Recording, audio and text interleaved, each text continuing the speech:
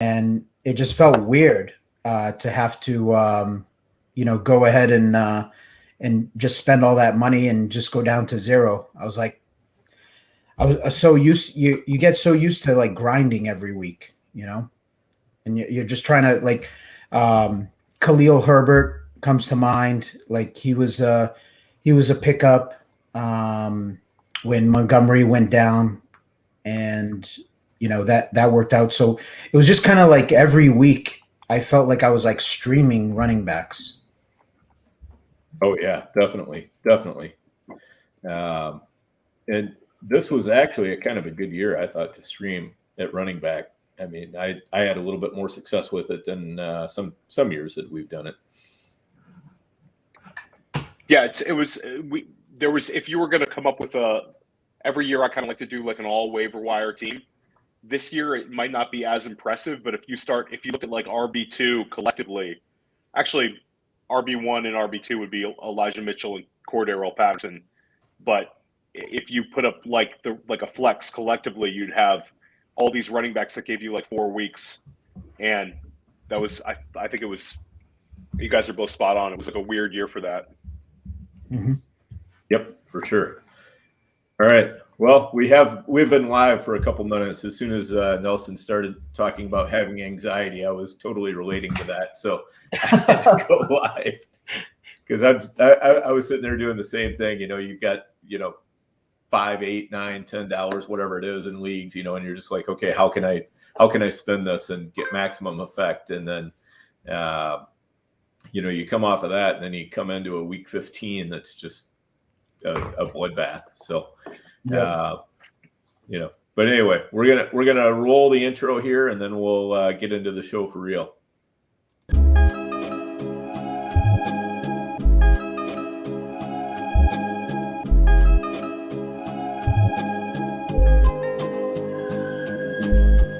Go district, the Pope listens. Dynasty, our religion, for the blokes missing. On all of these trades, on all of these plays, on all of these grades. By the end of the day, y'all getting played. So, what you gonna do next? Try to fill up that flex? Send the homie a text? That trash offer's the best? You try to make it complex, then they text you back. Now all of a sudden, they don't make any sense. Broaden your horizons, boy. Dynasty's not for the Simons, boy.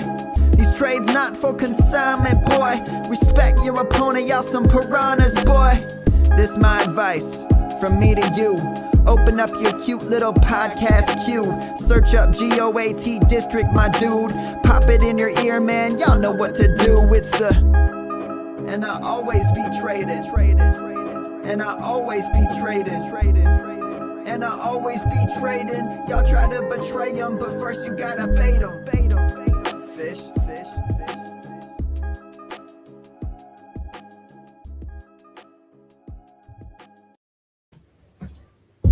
All right, welcome everybody. We are here live with the one and only Franchise 12, Nelson Sousa, and we've already been. We started the conversation a few minutes ago. I gotta confess, we did a little bit before the intro, but Nelson, welcome to the show. We're glad to have you on, and looking forward to chopping it up with you. No, thanks, guys. It's always a pleasure. Yeah, absolutely. So Nelson, if you don't know who Nelson is, you probably haven't been listening to the GOAT District for too long, because his name has come up many times throughout the course of the show. He's well known in the high stakes world as one of the absolute top dogs. I mean, if I'm naming even my top three, Nelson's right there. I'm never going to try to name the top one because that's going to cause fights. But it's there's no doubt that Nelson's right in that conversation for all of that, and for sure within the top three. So, and Nelson is currently leading the Roto World or Roto Wire online challenge on the NFFC. He's 5 points clear of second place, which doesn't seem like a lot, but after the bloodbath that this last week was, I mean, sitting up at the top of that leaderboard has got to feel just absolutely fantastic. So, welcome, Nelson, and what else you got going on fantasy football wise this year, and just kind of give us a little recap. Yeah, it's kind of funny because it kind of feels like that one team was probably the only thing that did go right for me last week. I just I'm still more in shock of all the teams that disappointed and just how ugly last week was between players not playing because of COVID, and we had injuries and things like that, and then just under poor performances. It was the worst week by far. Obviously for me personally, it was the worst week, and that's bad timing. But I'm sure there was a lot of people out there that ended up having a bad week. You essentially needed to have Lamar Jackson team, which Theo and I, we had that, and you needed to pair him with Huntley. So when Lamar Jackson was out last week, you plug in Huntley, and he had a monster game, and then you needed to have one of those two tight end builds where you had Kelsey and Andrews together, and they kind of, you could have sustained a couple of single digit scores from other players with the monster games that those guys had. Yeah, absolutely. It was it was a super weird week in that way. I was reading that as far as the Sunday slate of games goes, this was the fewest touchdowns since 1994. It certainly felt like it. 40 touchdowns on the Sunday slate. And I know it was a little bit of a smaller Sunday slate due to the, postponing some games. But, with buys, we have had Sunday slates that small as well, in the past. So, it's not like it's never happened before that we've had a slate that small. And to have that few touchdowns, and then like at least half of them were scored by, the backup tight end for Detroit, who I can't even remember what his name is. You got Duke Johnson coming out there and scoring 2, which I'm sure we all saw coming. And, it just on and on. I mean, you guys lived through it the same as we did. It was just, it was ugly, and it was disheartening. And it seemed like a lot of the big name players that we count on just absolutely crashed and burned. And we also had, it was such a tease to start the week out with the, the Chargers and Chiefs, where it's, if you have Kelsey, you're feeling fantastic. You have Tyreek Hill, you're feeling fantastic. Keenan Allen. And then, you feel great about how the weekend's going, and you kind of get to the point of the 1 o'clock games actually, kick off, and there wasn't any real late, guys out with COVID. You kind of knew what was going on, and then the games start, and it's just like, what is going on? And then you have the bailout game, the Sunday night game, where you have so much exposure to Tampa Bay, and then, Alvin Kamara for a lot of players like Dan and I on the team, we split. And it was just, you couldn't even believe how bad that game was for fantasy. So it was one of the craziest weeks. It was just nuts. It seems like it's been a wild season, and this was just like the exclamation point to it. Yeah, it's pretty gross. Exactly. And Theo brings up a good point. A lot of the issue was with stacks. The stacks that got you there into the championship round were the very same stacks that absolutely failed us. If you were on a Dallas stack, it just wasn't good. If you were on Tampa stack, wasn't good. New England was, nobody was really stacking New England, but I know a lot of people were using their kicker in defense. Even Arizona, with Kyler and James Conner. You figure against Detroit, you're pretty confident that Kyler's going to put up a good game. Connor's probably going to have a good game, and it was none of it. So I think that game probably kind of was the warning sign, because that was a 1 o'clock game, right? Yep. Yeah. It was. Yeah, that was early. Yep. That was. I think that game there was kind of like the warning sign of like, oh shit, what the heck's happening here? Yeah, definitely. So while we're talking about it, obviously COVID has influenced our playoffs a lot more than any of us could have hoped.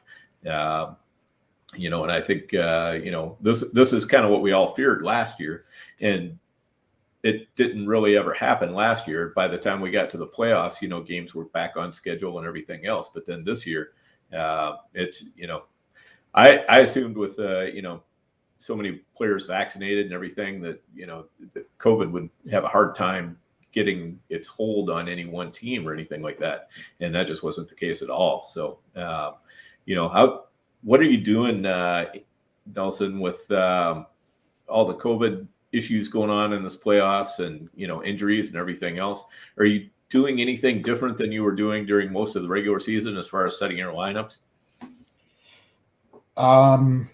It's like survival mode, to be honest. Like I'm not doing anything special because the weeks that I feel like right now we need to have waivers and be able to pick up guys, we're not able to.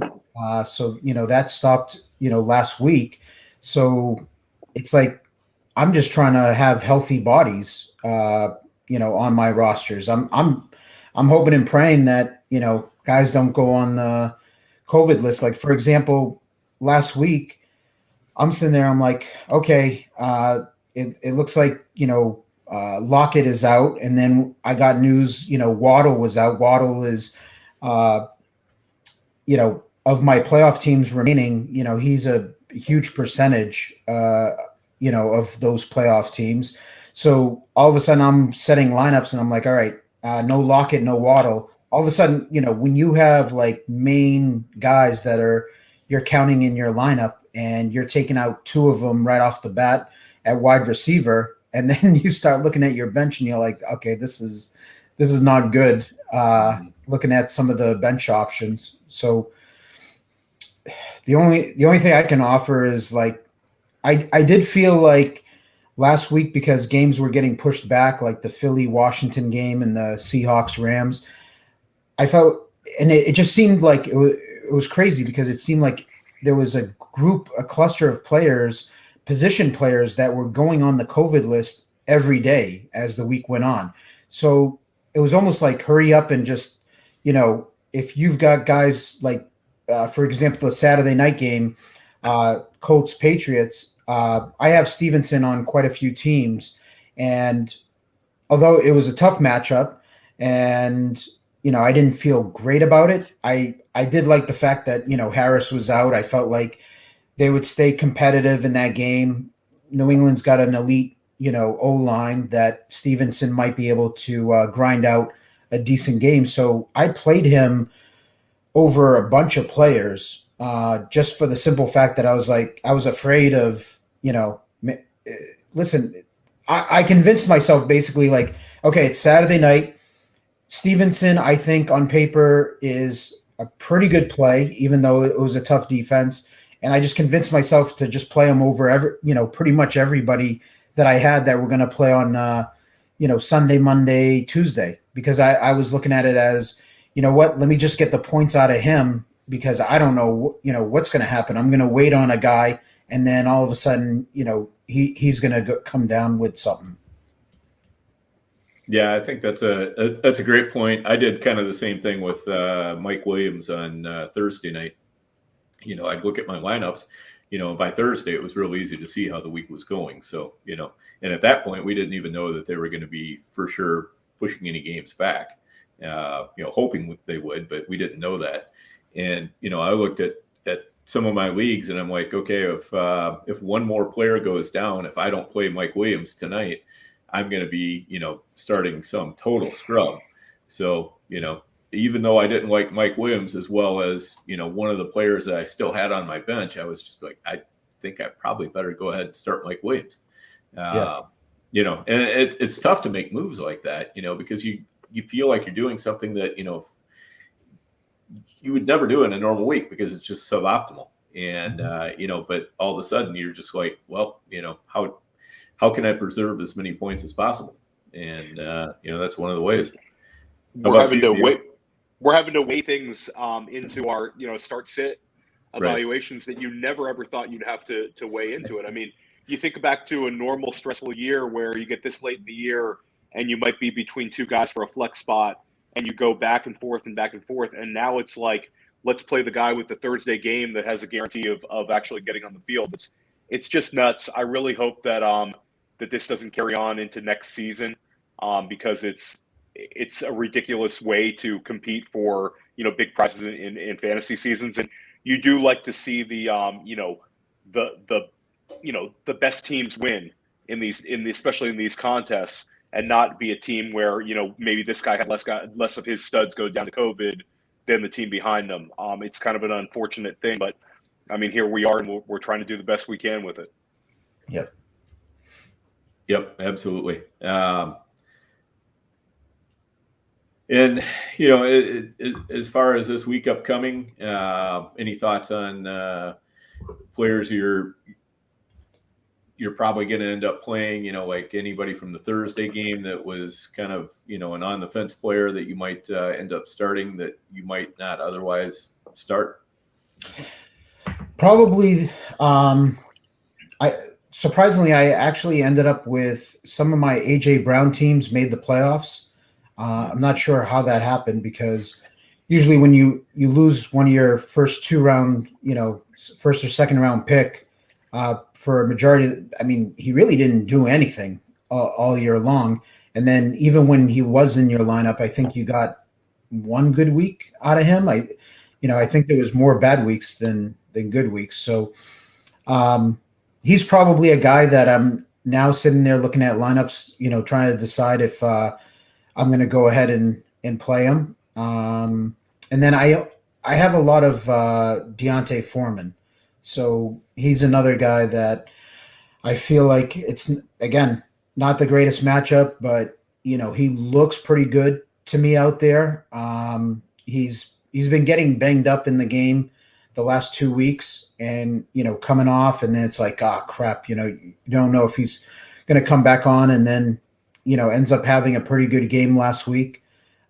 So he's probably a guy that I really got to make a decision on a lot of my teams, whether he's a good play, is he a safe play? I got to decide what my mindset is going to be. And I got to figure out if I'm going to try to use that as kind of like in general for all my teams, or if I'm going to, decide like, okay, this specific team, I'm going to be a little more aggressive, and I'm going to wait on some other players and then make those lineup calls.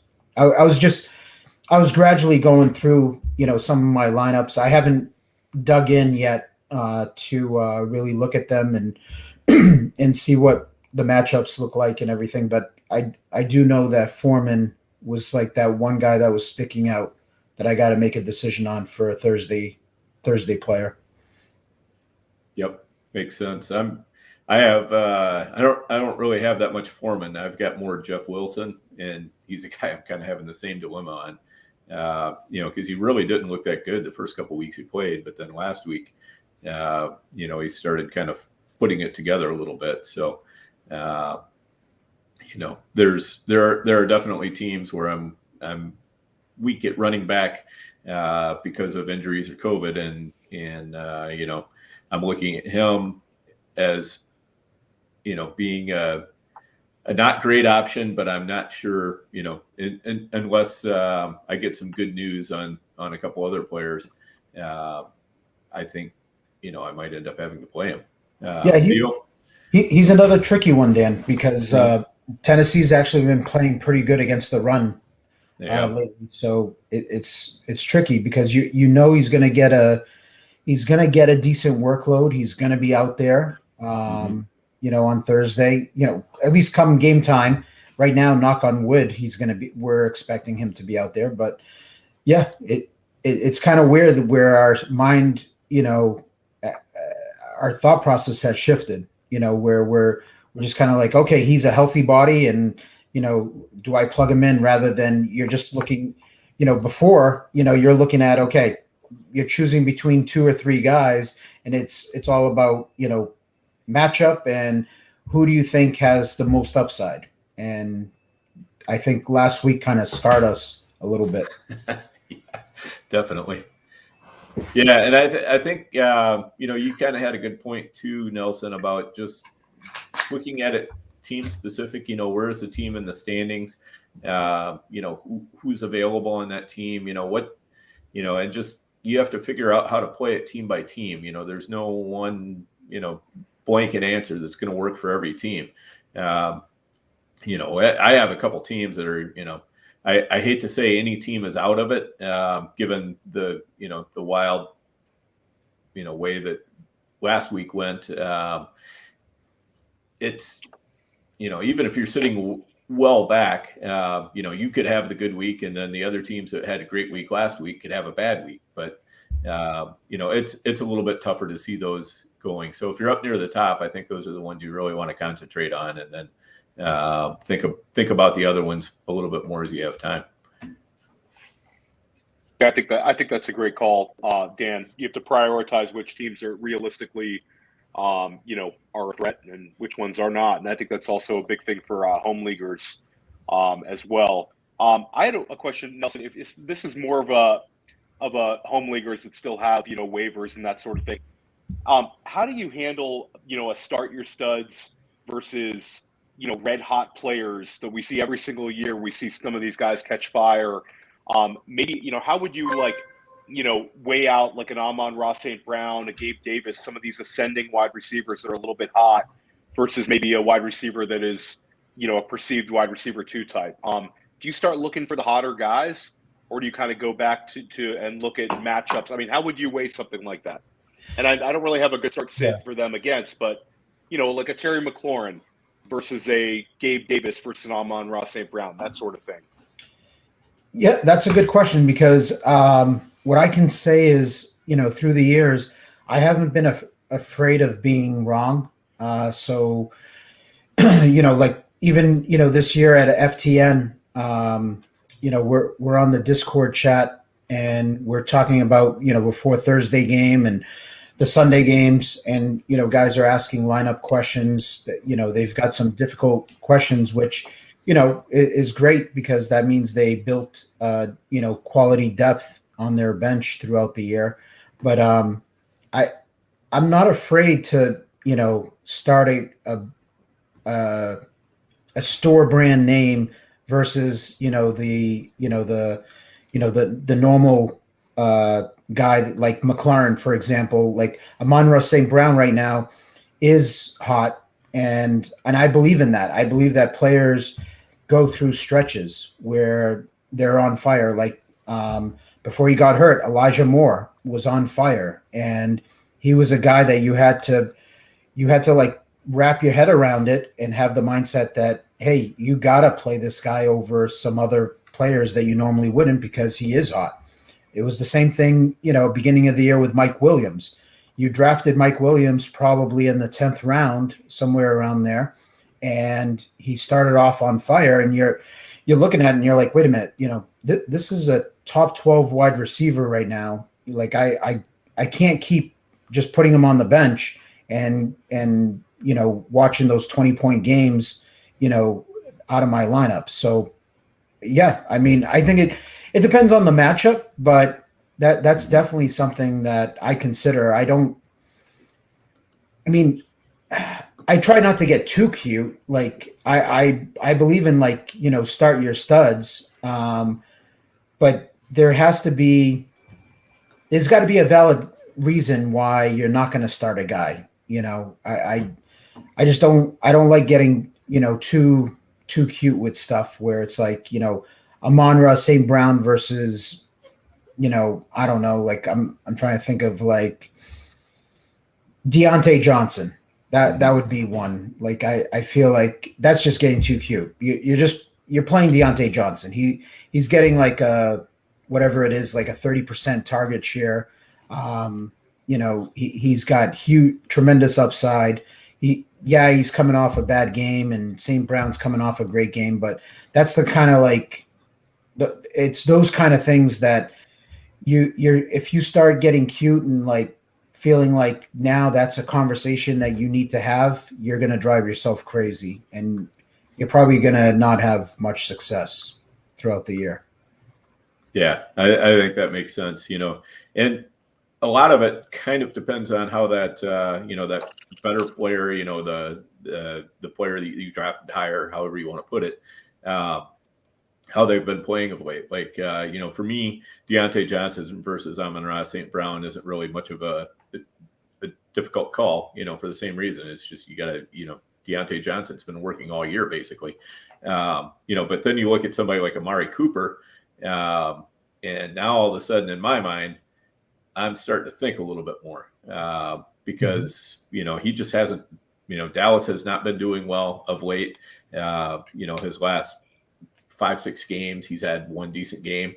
And, so then all of a sudden it's like, what do I do here? And, I think, again, you have to kind of weigh the matchups and think about, the upside and how bad you need it, if you just need a comfortable score because you're in your league playoffs and you feel like you can beat the other team, maybe you go ahead and start Cooper. But I'm a big believer in, if don't try to find the easiest loss or the friendliest loss. And when you're playing in championship runs, of all the big contests, and anything other than, basically swinging for the fences is going to be a problem. It's not going to help you out. I mean, you don't want to take crazy chances, but on the other hand, if you feel like one player has upside and the other one doesn't, you're going to play the player with upside most of the time. How do you feel about that, Nelson? I agree. I mean, we saw kind of like an example of it where, with Dalvin Cook a week ago, where it was a Thursday night game and people were really, concerned with how effective he was going to be because he was basically like questionable going into the game. But you see it in the Discord chat at FTN, Dan, where guys were asking questions, and it was like a legit question of okay, Dalvin or Madison, who we playing, and I looked at it as like, listen, I don't have stats to back it up. I was going off of memory, and I said to them that anytime Dalvin's been banged up and he's gone into a game questionable and then he's been active, there is no like Darrell Henderson, Sony Michel type of treatment where he just sits, on the sideline and watches Alexander Madison, run with the ball. It's always been, it's Dalvin's game. So yeah, he could get hurt. He could re-aggravate his shoulder injury and you're done. It could be in the first quarter, could be in the third quarter, but I think that's a situation where you got to play your guy, at that point. So I think this week I think we had another one. What was it this week? I want to say there was like another question on a guy, whether, to play him or not. We had it was Gabe Davis and Amon Ra.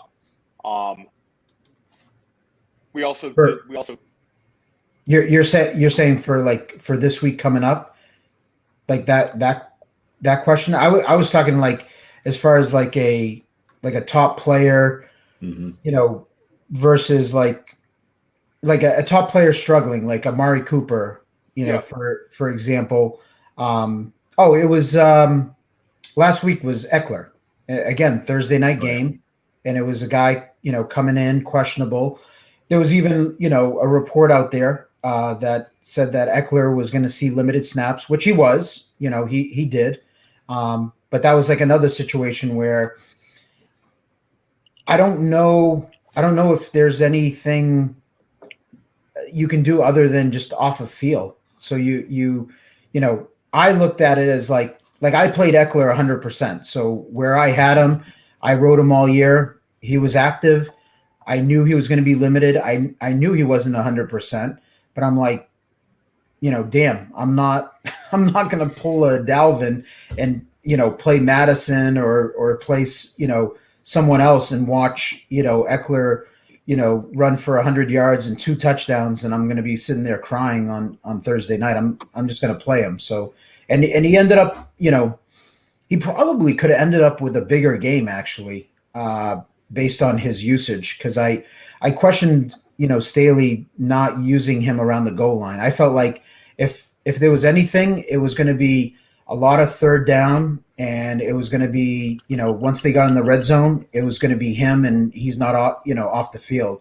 And it was kind of like a told you so moment when like Josh Kelly fumbled at the goal line. It's like, what are you doing? Like all of Eckler's touchdowns this year have been in the red zone, I believe. So it's like, he's been super efficient, and reliable. Why, what are you doing? So he could have had an even bigger game. And I don't know if people, it sat him, but he was another guy. It was like, listen, if he's active, you're playing him. But Cooper, like to Dan's point, not to like beat a dead horse, but like Amari Cooper is a whole different story. Like I look at, Dalvin Eckler, there was question marks like that, but then you have like McLaurin and Amari Cooper who have been struggling and haven't been playing well, and then they're also at the mercy of the quarterback throwing them the ball. So like McLaurin for sure, like that's an example of like I played Stevenson on Saturday in the flex over McLaurin just because it was like, okay, Washington's dealing with COVID issues. Who the heck is going to be throwing him the football? It's going to be Gilbert throwing him the football. I'll just take the whatever I can get out of Stevenson on Saturday night rather than waiting till Tuesday to play McLaurin. And then, Cooper's kind of in the same boat, like struggling right now. And I think it's open for debate on who you play over him. Definitely. And, as we kind of transition off of that, are there any NFL teams that you really trust right now, or any that you just absolutely don't trust right now? As far as like when you're setting your lineup, do you look at, players on a particular team and like, don't feel good about that? I don't necessarily look at it as like, okay, these players are on these particular NFL teams, so I trust them. It's the opposite. It's kind of like, these guys are on, the Houston Texans. These guys are on the New York Giants. Bad coaching, just, on shitty teams, that's probably the guys that I would question more, that I wouldn't necessarily trust. And then just everyone else, I don't look at it as like, oh, okay, this guy's on the 49ers or this guy's on the Ravens. So, good coaching staff. I trust them. Like, I don't look at it that way, but definitely, if they're on a shitty team and, New York Jets, things like that, you never know what could happen. And even though like Amon-Ra St. Brown, for example, is doing, performing well, he's on a heater, and we see that's, to end the year sometimes with like young players where they just come on late. But like Detroit's another example of like 2 weeks ago, we had, Swift was out and Jamal Williams was on, I believe it was the COVID list, right? That was his reasoning, or was it something? I think that's why he was out. Pretty sure. Yep. So you're sitting there and you're like, oh, wait a minute. Is it Jefferson time, this week, or I'm going to butcher his name, but Ukubiku or yeah.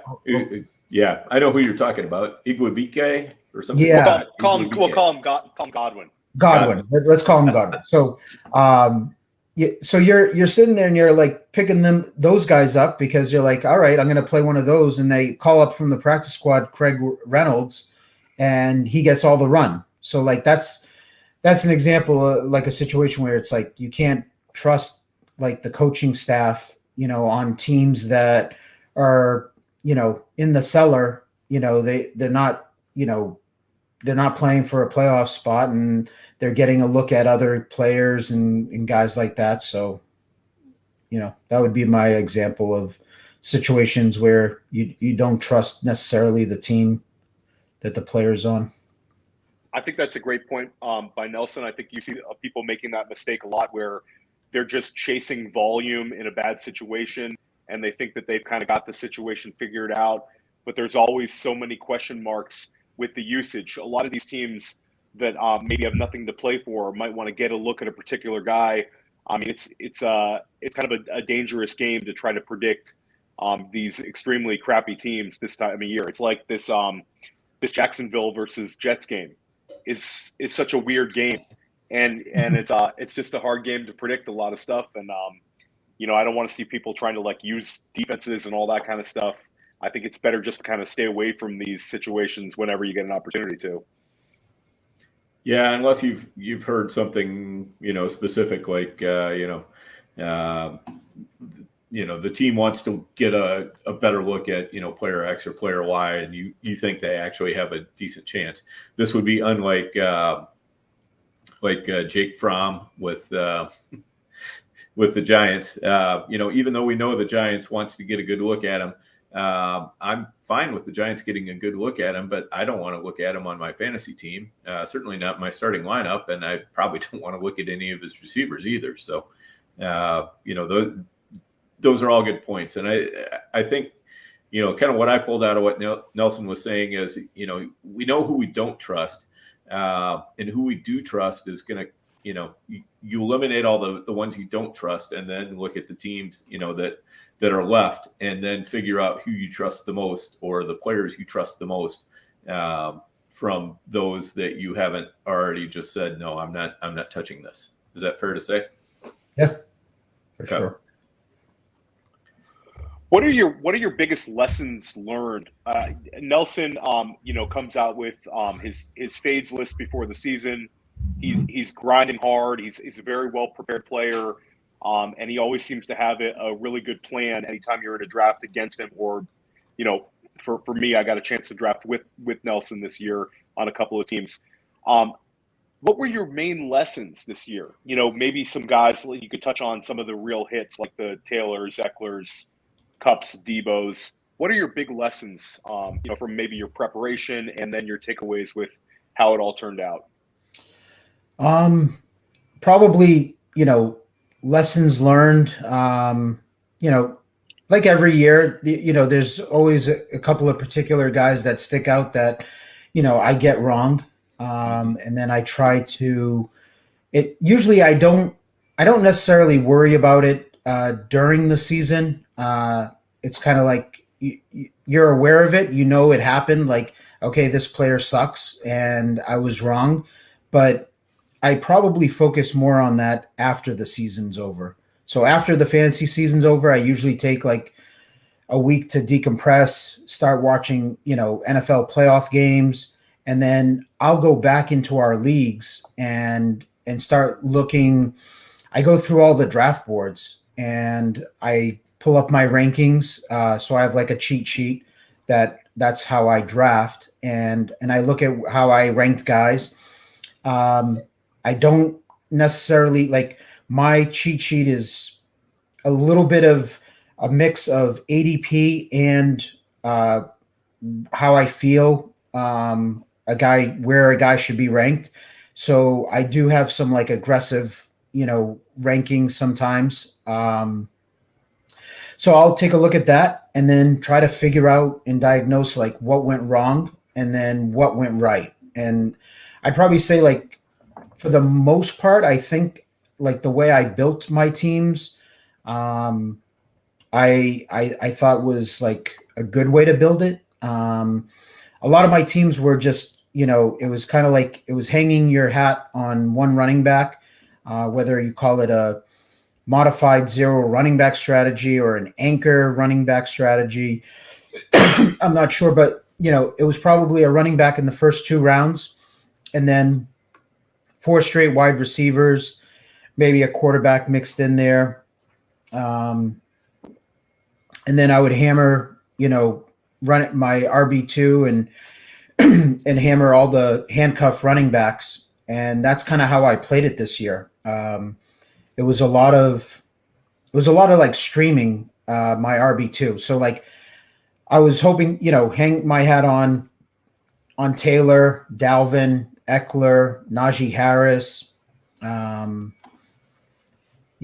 so, some of those players, for example. And then I had, I wanted to have good wide receiver play. And for the most part, a lot, like 95% of my builds, were a wide receiver in the flex. I very rarely would you look at my teams to start week one, and it had, like 3 running backs, and the third or fourth running back was in the flex. It was a lot of 4 wide receivers, all playing in the flex. Pushed back tight end. I wasn't into Kelsey, Kittle, Waller, Hawkinson, Pitts, all those guys. I mixed them in just because of the sheer volume that I did, but I was mostly, punting tight end. So that's kind of like the build. I felt like it was a successful regular season. We'll see how, the fantasy playoffs end up, but obviously, like last week, not having a huge amount of exposure to Kelsey, wasn't ideal. Not having a huge amount of exposure to Andrews, not ideal.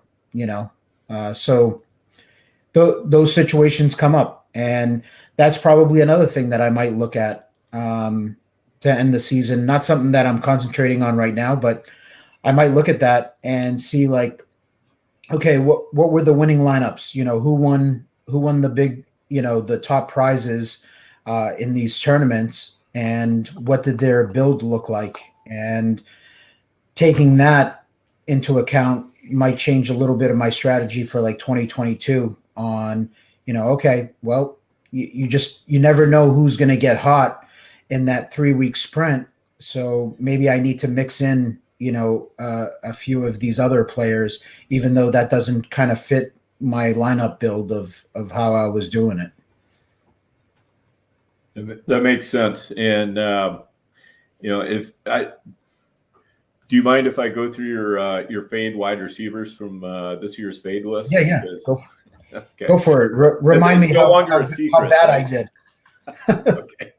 So I just pulled it up. So the first one we got to give you a mulligan on. That was Justin Jefferson. But then after that, it was Kenny Golladay, Will Fuller, Chase Claypool, Cortland Sutton, and Julio Jones. You got to feel pretty good about that list. Yeah, no, it was solid for sure. It was perfect. And that's, and that's the thing too. I mean, nobody's ever going to get 100%, on any fade list or, target list or anything like that. You're just, you're not going to hit 100%. None of us are that good. There's too many twists and turns to the fantasy season.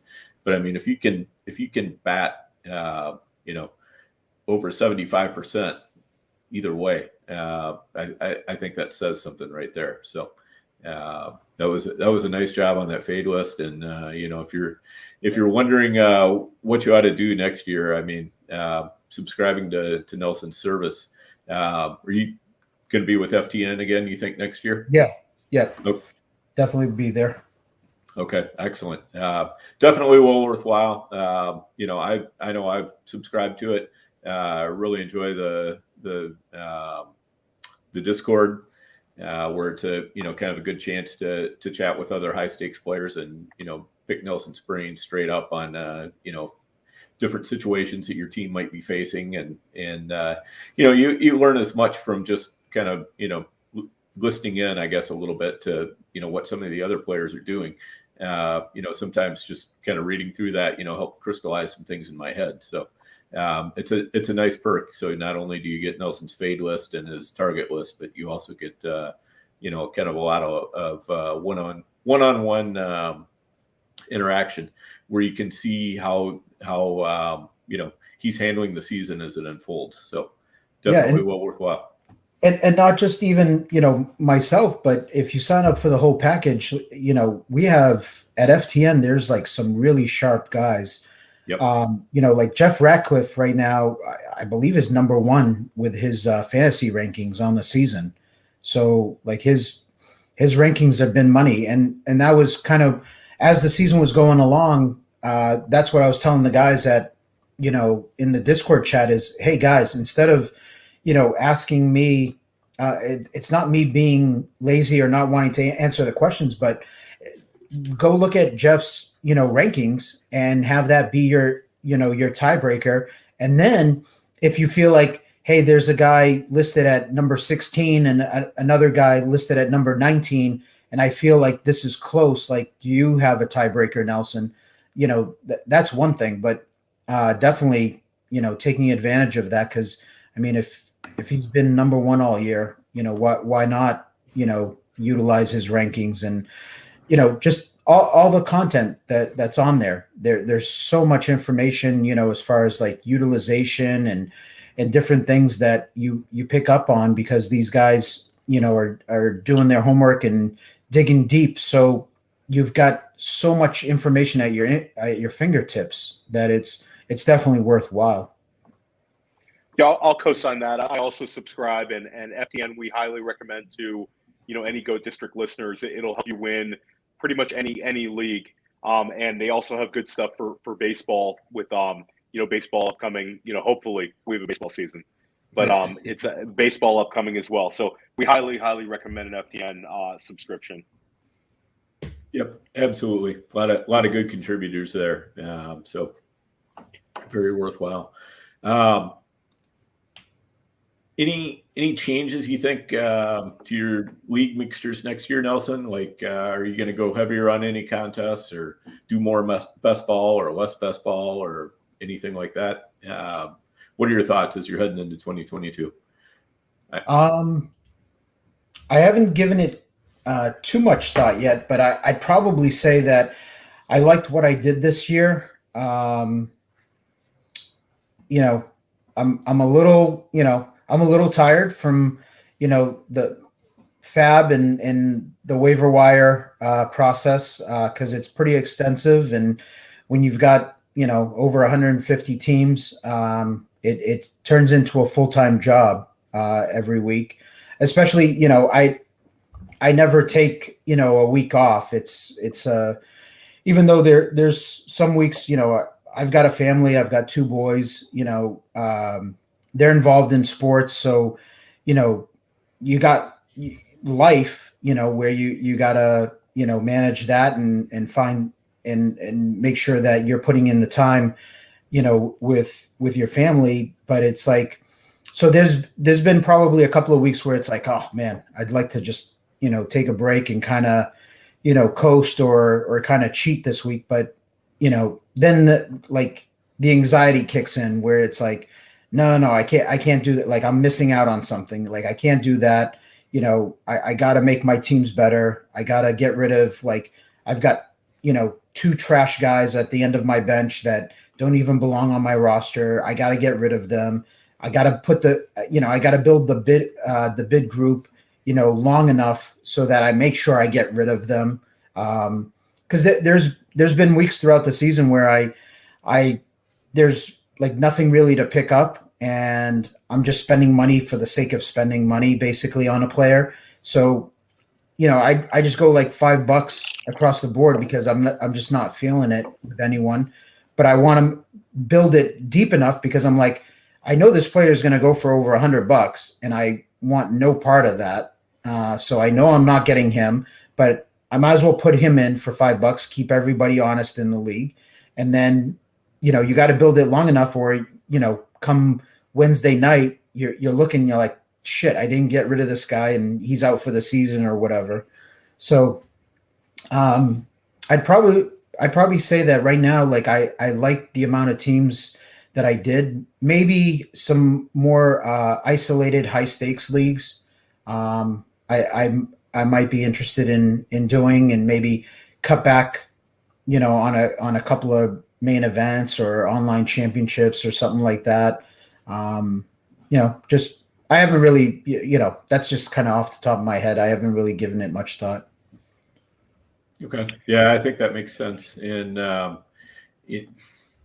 of the things that's nice about those standalone leagues is you kind of play them a little bit differently, right? Mm-hmm. Because you don't have to, the contest leagues we're always looking for the home run hit. But and then also I just wanted to jump back on the, when you were talking about the waiver wire and not taking a week off, and I think that's really critical because, you can look at a particular week and say, well, there's nobody good or the players everybody else is interested in, I'm not really that interested in.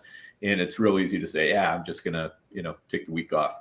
But that's kind of how you miss out on some of the guys like, a Donta Foreman or, players like that you can get for $1.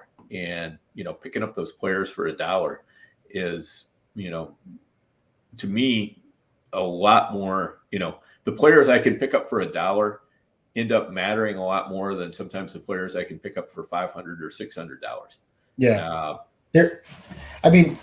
Like thinking back throughout the season, there was definitely weeks where there was definitely like, one or two top players that were like the pickups of the week, like a must have. Mm-hmm. But after like those couple of players, it just kind of fell off. So a strategy of mine that I was using throughout the season, I was actually like picking up, sometimes it was the backup of the backup in the Thursday night game. So depending on what teams were playing on Thursday night, I would pick up the backup running back. Obviously, if he was available and it wasn't like a premium handcuff back that was already on rosters, I would pick him up and just kind of get a free look, essentially is how I treated it. Mm-hmm. And if there was I'm not sitting there watching the Thursday game rooting for an injury. I'm just doing it because I know injuries are part of the game. So I would make that pickup. And then on Saturday, okay, everything kind of, everyone got away from that game, uninjured. And then I would just drop that player and then, pick up a different player. So I use that strategy on a lot of my teams where I kind of had like that one last, bench spot where I just kind of rotated. Yep, exactly. And I think that's the key. Go ahead, Theo. No, I think that, I'll just reiterate what Dan said, and just to harp on what Nelson's talking about is we've had some of the best players in the country on the GOAT District since the summer, since, the spring, really. And, whether it's Nelson or Chad Schrader, Chris Vaccaro, B-Bag Batoba, I mean, the list goes on and on. We've had so many good ones. There isn't a single player on here that doesn't grind waivers. Dan grinds waivers. So it's, taking a week off is almost catastrophic. And you almost want to churn that bottom of your roster. You might think of a guy as, a guy you want to roster, and you almost might be better off, grabbing that next guy. Sometimes we underestimate the roles that guys take on. And like Nelson has said, sometimes the perception is there's a few, really hot guys this week. Whereas, maybe the fifth or sixth best addition might be the guy that really helps you for the rest of the year. I mean, I think back to, the Dalton Schultz type pickups, those kind of guys were so cheap. And, if you're just sitting there and waiting for something bigger to happen, you might miss out on those kind of guys. So, if you've been listening to GOAT District, listen to guys like Nelson, and, you've really, really got to attack your waiver wire. It's a grind, but when it's over, I think you really appreciate the hard work you put in. Mm-hmm. Yep. Yeah, absolutely. And, you have to have, when you're doing your big bids, you don't really need much imagination. I mean, everybody sees it. What's the appeal of this guy? But when you're doing the, down in the dollar player bin, that's where you kind of need have a little bit more imagination, a little bit more, what if, play out some scenarios in your mind and figure out,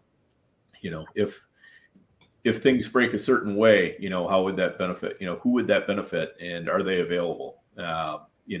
And Nelson was talking about, the Thursday night game. That's a perfect situation because you have an opportunity to, grab a player, look at him, and then dump him, and then grab somebody else, so it's like a 2-for-1 basically. You spend $2 and you spend your buck on your Thursday guy. And if he doesn't work out, you spend your buck on your Saturday guy. And if he doesn't work out, you're right back to it the next week. Unless there's some compelling reason to hang on to that player for another week or two. But you always want to have the guys at the bottom of your roster. I think if you don't have, guys that you feel really confident about putting in your starting lineup, then everybody else has to be kind of fair game to cut and think about who might become that player that, you would feel willing to put in your starting lineup. And guys, what's the worst number to end a waiver wire bid with? I'll pick both your brains on that. Is there ever one that nobody should ever throw out there? I mean, I probably take it a little too far. Like, part of like my fab like process during the week is I go back and I look at previous bid history, for each particular league, and then I look at like my league mates, the guys that I'm competing with, and I look at their bids and I try to see if there's like a pattern with like their bidding. And then I try to use that against, it sounds kind of, a little crazy, probably to some people. Like, some of the listeners are probably like, okay, this guy's like off his rocker. I don't have time for this kind of micromanaging, but you pick up on some tendencies where guys, they're always using like that same, bid. But like, to answer your question, Theo, like I hate ending my bid with like a 9 or like an 8. So it's like a feel out process, but like, I feel like, I think like it's like a mental block for a lot of people. And they talk about this all the time, like in the restaurant business, like with like consumers and customers, like, okay, you can't put something for like $100. You got to put it as $99, right? And there's something there like mentally where people have like that block where it's like, well, I don't want to buy this for $105, but that's how you want to bid. That's how you want to think, because a lot of people, what you see like in the bid history, like throughout the leagues, go back and do this exercise when you're bored and have nothing else to do. But you go back and you see a lot of like 88s, a lot of like 77s. Sometimes you see like a guy going like 91, but like there's something like blocking them from like, I'm not going over $100. Like, I'm not breaking 100 for this guy. And like, for me, I look at it as like, if I feel like I want to bid in the 70s, 80s for this guy, I'll just go like, 107, 115. And I'm okay like spending over, going over by 30, bucks on the guy. But I like, I'm almost certain once I've done my bid amounts and like 10 o'clock hits, 10 Eastern, I'm almost certain like I'm getting like certain players, because I know like from like the league bidding that, they're going to have trouble mentally going over that $100 threshold. I think that's an awesome answer. And I think we appreciate that kind of, strategy, this deep strategy, people. And Darren Armani, Fantasy Mojo, was a guest of ours and was fantastic. He actually talked about what you talked about, where one of the most common things you see is the repeat numbers, where players, especially if you're playing high volume, you're going to go in and do 22 or 33 or some repeat number over and over again for your bid, just because it saves time. And I think Nelson brings up another point. I don't know the fantasy player who said it, but it made me laugh out loud, and I've kind of repeated it over the years. Friends don't let friends end waiver wire bids in a 9. It was just so perfect. And then I think Darren also talked about how you'll see zeros and you'll see 5s. So this might be very boring to some people, but I could talk about this for a long time. It's almost like the game theory in fantasy football, where you're talking about the actual play on the field, and then when we get to waiver wire bidding, it's a whole different beast where you're trying to figure out what number you can put get your player, but also not letting somebody get somebody too cheaply. I mean, it's a great thing. And I could talk about it for a long time, but we don't want to bore people too much. How about you, Dan? I'm sorry, go ahead, Nelson. No, that's the thing. That's what's part of the grind, and I'm sure like when you had, Chad on, before on this show. I know from partnering up with him years ago, like he takes pride, in grinding the waiver wire, because at the end of the day, like you come out of your draft, your draft can take you only so far, and then as the season grinds on, you some of your pickups throughout the year are going to have to make the difference, between winning and losing. And so I know that like stuff like this for like Chad is like, is big, so I'm sure he talked about that it's time well spent. It's excruciating pain, just mentally and physically, like it takes a toll like on you. Like for me, like I was explaining to like Billy on his show when we were talking about it, and it's like my process, like if this year, like if I don't start my bid groups by like Tuesday early afternoon, I'm not getting to all my teams. It's just if I do, I just half-assed it. Like I skipped through a lot of stuff, and I really didn't like put the time in. So like there's a lot of time committed to it, and if you put in what I'll say is like for the normal person, not psychos that are doing 100 plus teams, but for like the normal person that maybe does like a dozen teams, which is manageable, it's well worth it to spend the time and put in that work and look at those tendencies and things like that, because it could be the difference in picking up certain key players throughout the year. Yeah, I think those are great points. And, as somebody who, doesn't always have time to really get in there and grind for, hours at a stretch on the waiver wire, the shortcut is basically you have to look at which teams and, that you really need a pickup on, and which guys you really need to pick up for that team. Like what are my most important teams and what are my most important bids, and focus on those first. I just kind of go through and I troll through all my teams quickly, figure out what's my needs, figure out who are the best players available. And, then I'll kind of dive in and research them. And then I'll go back and I'll do my, my dollar bids or $5 bids or whatever, adding to the list, as Nelson was saying, to make sure that I get somebody, but that lead bid, that's the one I put the time and effort into. And, and that's where I'll go back and I will look at bid history too and see, is there somebody who's, that I think is probably going to be my biggest competition for this player. Do they have some kind of a tell, do they always bid 8s or 9s or, anything like that? And you can pick up a few things like that.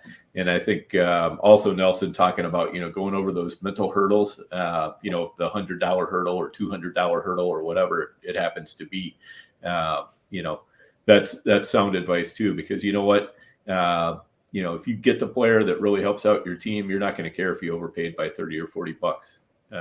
It's just not that big a deal, especially when you're talking about $1,000 budget. You can afford to make a few $30, $40 overpays. Yeah, definitely. Like, part of my process is I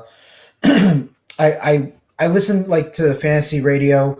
I'm on Twitter and I'm just kind of like scouring for information from different, fantasy players, fantasy sites, analysts, and who are they talking up? So that kind of, what that does for me is it kind of tells me like who's going to be the hyped up player. Even like I might not agree on it, but it gives me an idea of like the price range of what this player is going to go for.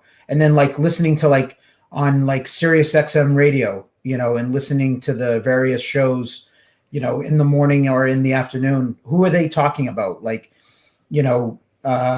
usually like, the Monday after, a Sunday game, let's say there was a couple of running backs that got banged up, or a handcuff, a backup running back had an 80-yard run for a touchdown, and now everyone's hyping him up, even though, he got limited touches, but it was kind of fluky that he got that touchdown.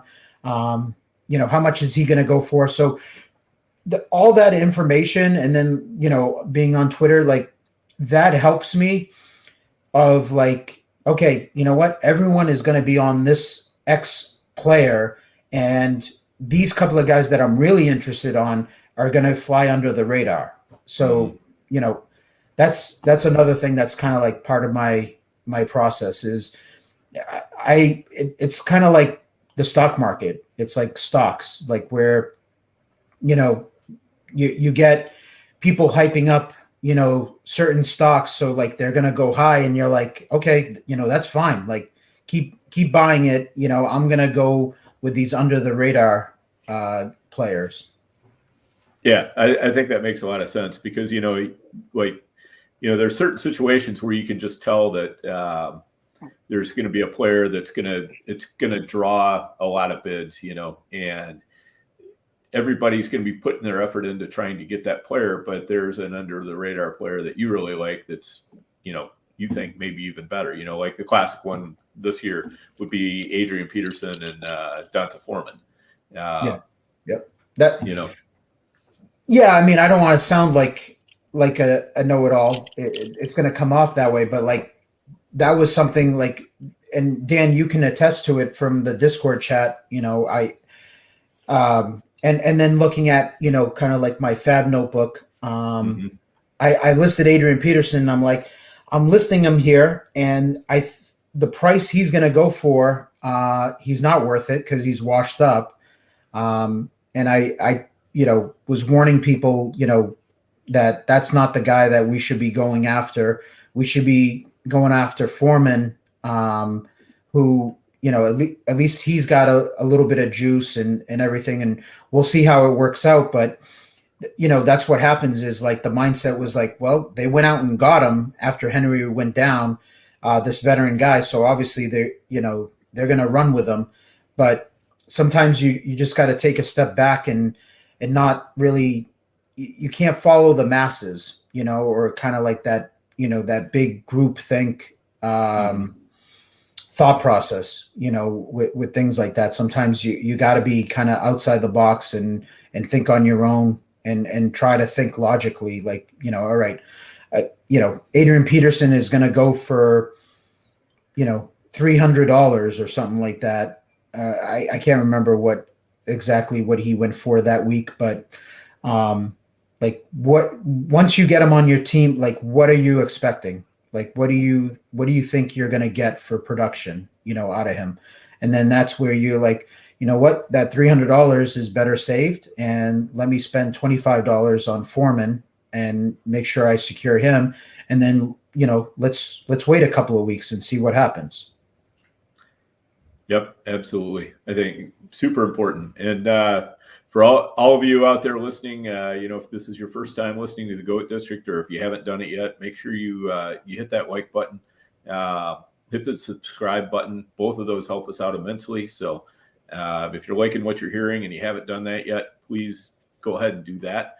And just keep listening week after week. Check out our archive too. I mean, we've got a fantastic archive of some of the best high stakes players in the world, and so you can learn a lot just by when the season is over, just by going back and hitting those ones you missed. And then also make sure you're checking out some of our sponsors. Dynasty Depot is going to be cranking up in about less than a month. So if you're a Dynasty player, make sure you get on the Dynasty Depot. You're going to find teams that you can buy on there. You can sell Dynasty teams of yours. It's just the absolute best marketplace for buying and selling of Dynasty teams. And then, of course, be sure you're checking out the FFPC. They have a great playoff challenge going. If you don't have an FFPC account for some reason, hit me or Theo up or JD, and we'll help set you up with one and see if we can help you out a little bit with a little something on the top of it. So make sure you're doing those things, please. Help us get more listeners and more viewers. All right. How we doing on time, Nelson? I do want to try to get a couple quick hitters, but you know, I don't want to keep. I'm free. I'm Okay. good. No, yeah, our waivers are done. So Yeah. No, It's after 10 o'clock on a Wednesday, so it's like relaxation mode, right? Yeah, no, this is relaxed mode for sure. Yep. Yeah. And since Nelson does so many contest leagues, he barely has any waivers. I'm guessing just a few standalone league waivers to worry about this week, huh? Nothing, huh? No, Wow. No, I had a couple of home leagues, back in the day, but they, my friends kicked me out of those home leagues, and they said I was, it's supposed to be fun and, trash talking and everything. And they felt like I was no fun. So I got banned from those, even though I'm still friends with all those guys. But yeah, it was all high stakes, and that ended a week ago. So, all right, there you go. All right, well, let's go back. Hit a couple of reader questions, and we'll talk through a couple other situations that I think will be of interest to a lot of people. But one of them are our loyal listener Srikanth is wondering Everett, Higbee, or Conklin, which one for this week? And I think Higbee might be taking himself out of the situation still, because we don't know if he's going to be ready to go or not. He just went on the COVID list like Sunday or Monday. Yep. So he might not even be available. I haven't looked at matchups, to be honest. Who's Seattle and Minnesota playing? So Minnesota plays the Rams, and Seattle, Chicago. Yes, that's it. I'd probably go with Conklin. Mm-hmm. I think I'm on Conklin as well. Yeah, I think that's a good lean. He's more likely to be a part of the offense. We have to hope Kirk Cousins can pass for more than 79 yards this week. But speaking of performances that killed us. And not directly, it was just all the Justin Jefferson and all of that you probably weren't starting Cousins in too many leagues, but Justin Jefferson for sure. Okay, and a defense one. Srikanth also asking KC or Green Bay. KC is playing Pittsburgh. Yep. And Green Bay is Cleveland. Yeah, they're both good matchups, but I unless KC, really gets hammered with COVID and they're missing, a bunch of players like Cleveland was a week ago, I'd probably go with KC.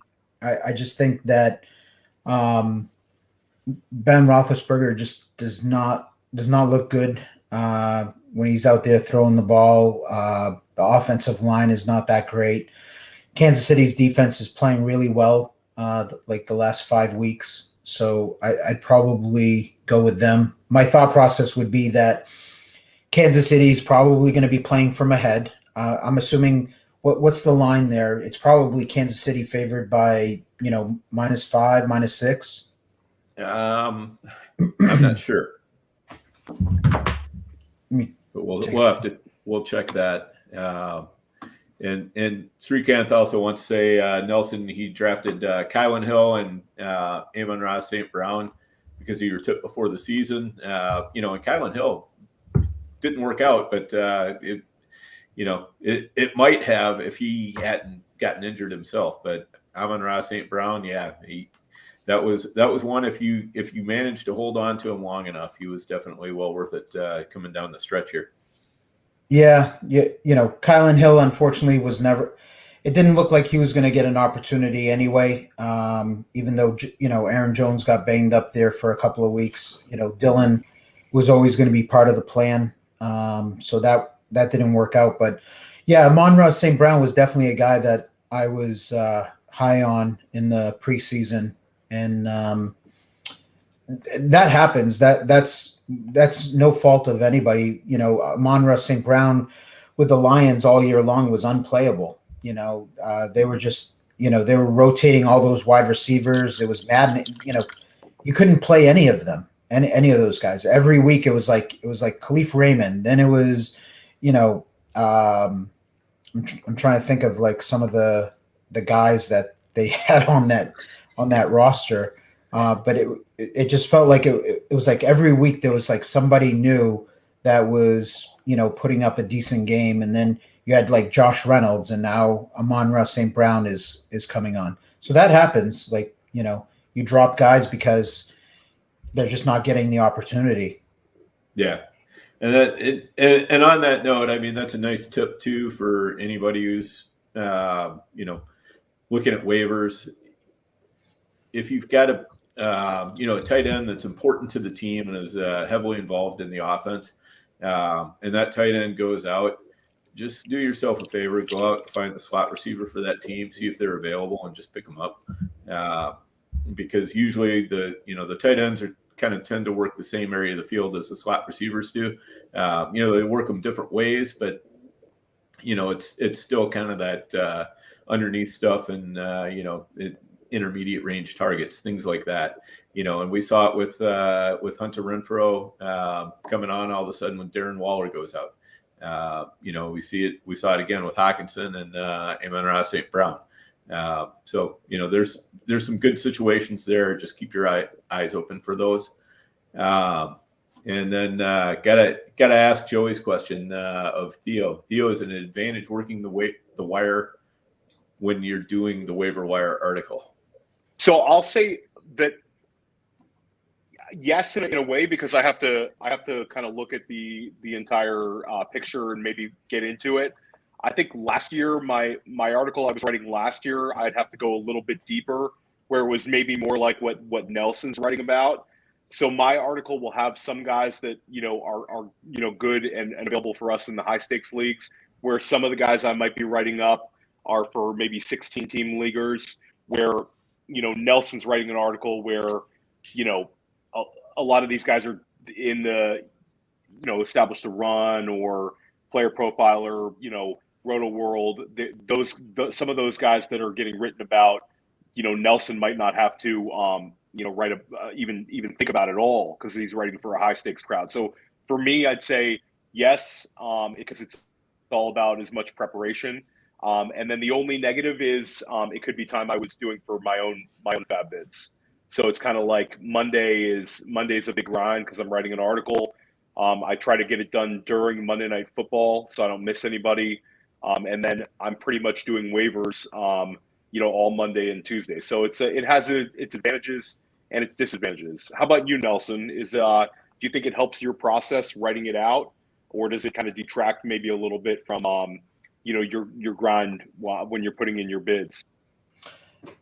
I think from a timing standpoint, it takes away from actually like working on the teams and putting in the bid groups. But it is, to me, I found the last couple of years, like it's definitely important piece of the puzzle in being able to just put it all together, and then I'm putting my thoughts on paper and putting it on the site so that subscribers, they have rather than just listing these set of players with a bit of amount percentage and that's it. I kind of give my thoughts on those players so that guys kind of have a feel for like going inside my head and what I'm thinking about these players. So I think putting those thoughts on paper helps me.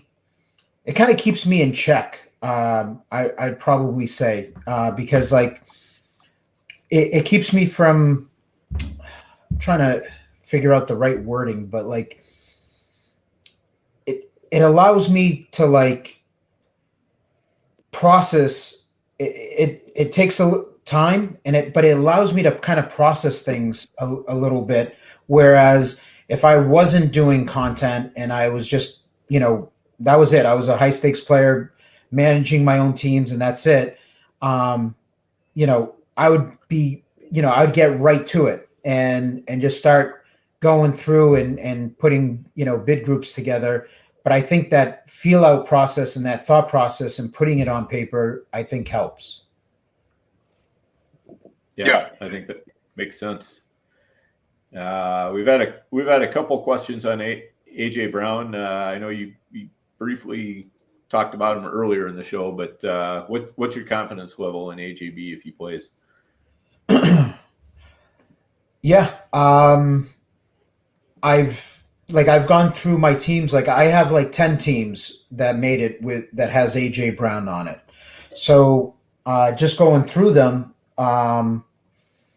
unfortunately, like I feel bad, but I can't answer that this minute because I need to, for tomorrow to come, make sure he's active, and then that's kind of when I'm going to be able to like say, okay, what do I want to do here with AJ Brown? Because the reason why those teams made the playoffs without AJ Brown is because I obviously have like Cordarrelle Patterson, for example, that's kind of like taken his spot and his production in the lineup.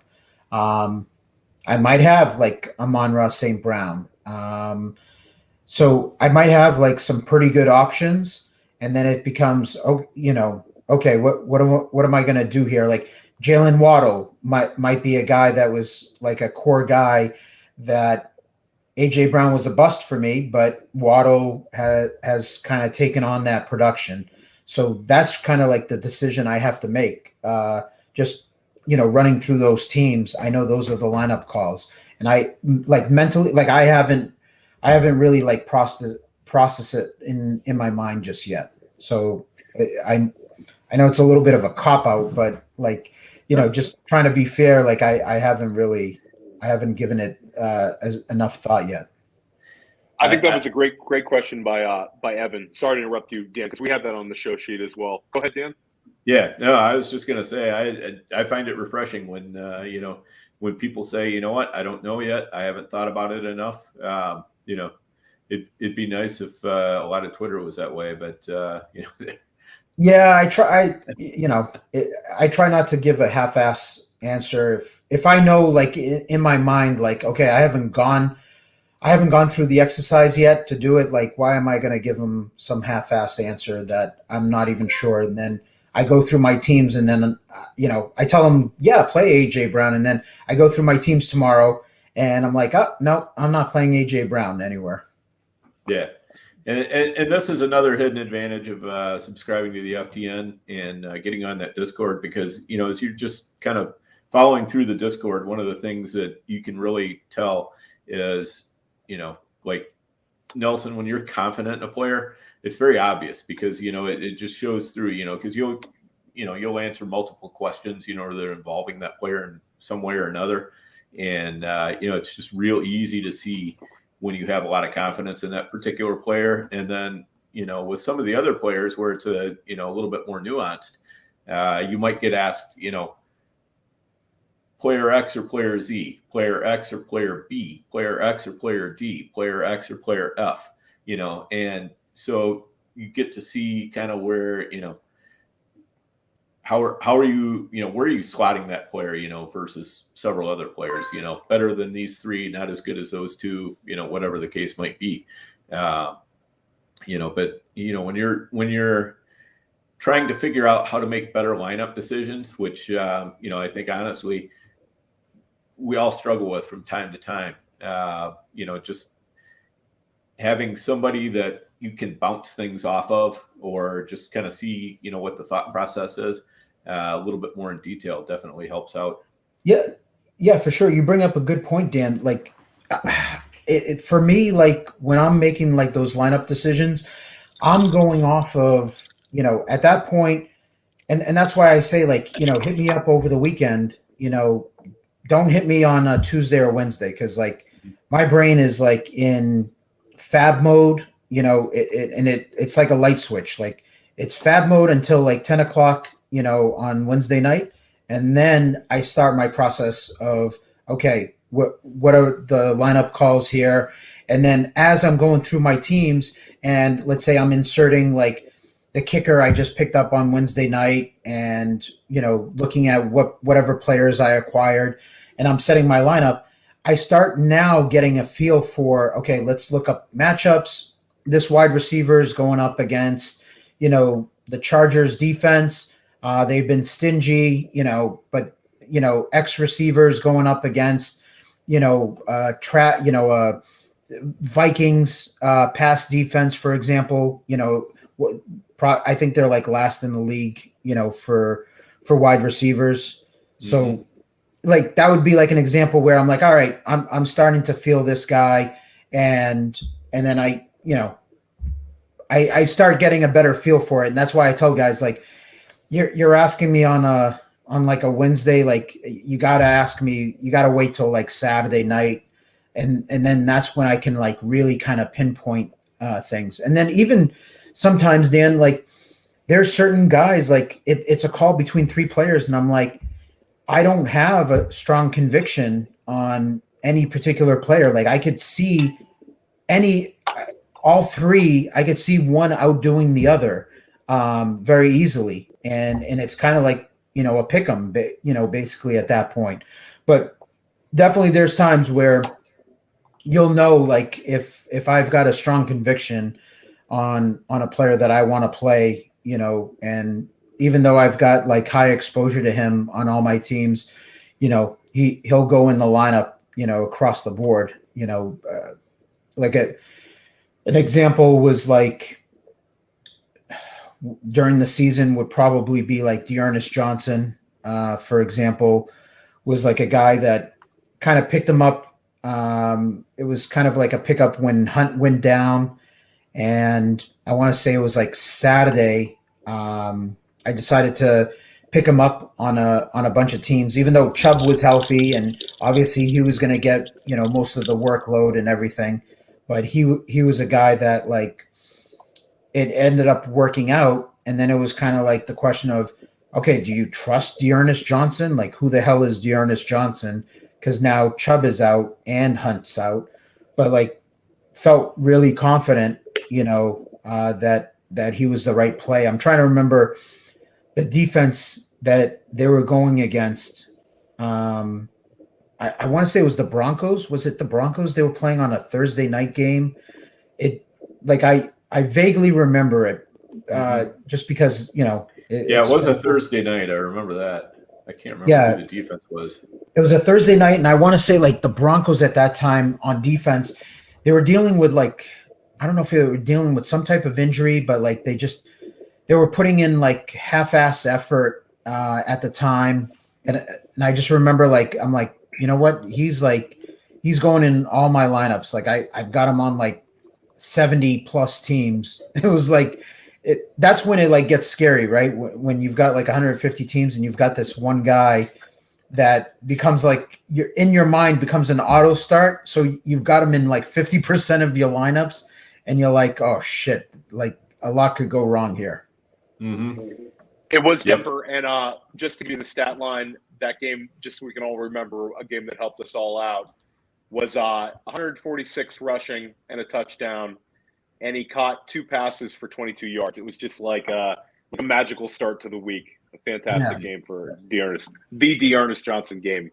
We'll call it, historically, that is now the Dearness Johnson game. Right. And that's one of those things too, where, if you can find that backup running back who's got that, the clear path to the touches, and you're looking on the team and you're going, and who else even really is there? Demetric Felton, what is he going to do? And I know some people picked him up and they were thinking, well, he'll be their pass catcher. Well, but Cleveland ended up being kind of in control of that game, so they didn't really need a pass catcher. I mean, obviously we can come up with scenarios where it might have gone a different way, but like you say, you felt strongly that Cleveland was probably going to control that game, and so it was going to be a great game for Dearness Johnson. But it does, that kind of call gets a little uneasy because like I'm making that call across 70 teams. That's a lot of equity going into that one player. And because I felt so confident, I'm on, the FTN Discord chat, and guys are asking, "Hey Nelson, we all have Dearness Johnson, because you told us to pick him up. Are we starting him or this wide receiver, him and this player?" And I'm like, okay, this is getting a little scary because I'm going to tell these guys Dearness Johnson, and that's what we did. We went with Dearness Johnson on Thursday night, and I'm like, this could really backfire. Yeah, yep, definitely. One of our good friends, Austin Martin, he has a good way of putting it. He says, I have a Kia riding on this, as in like a small car. Yeah. Yep. No, for sure. And that's exactly what it is. I mean, you can call it a Kia or you can call it a boat or whatever it might be. But when it's a significant portion of your portfolio, whether your portfolio is $100 or $1,000 or $20,000, whatever, it doesn't matter. A significant portion is a significant portion, and you definitely feel uneasy about putting a lot on that. Yeah. So we talked about one AB, AJ Brown. Let's talk about another one. What's your expectations for Antonio Brown? Provided he comes back this week and next, is he a league winner? So here's a guy that I'm probably going to have a little more conviction on than AJ Brown, and that's just because of the offense and the situation.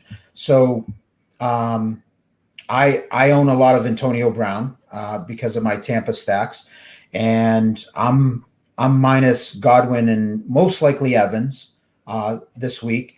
And from what I heard on the practice report from Bruce Arians, he was limited, but basically Arians said that he looked like AB before the injury, like he's back to normal.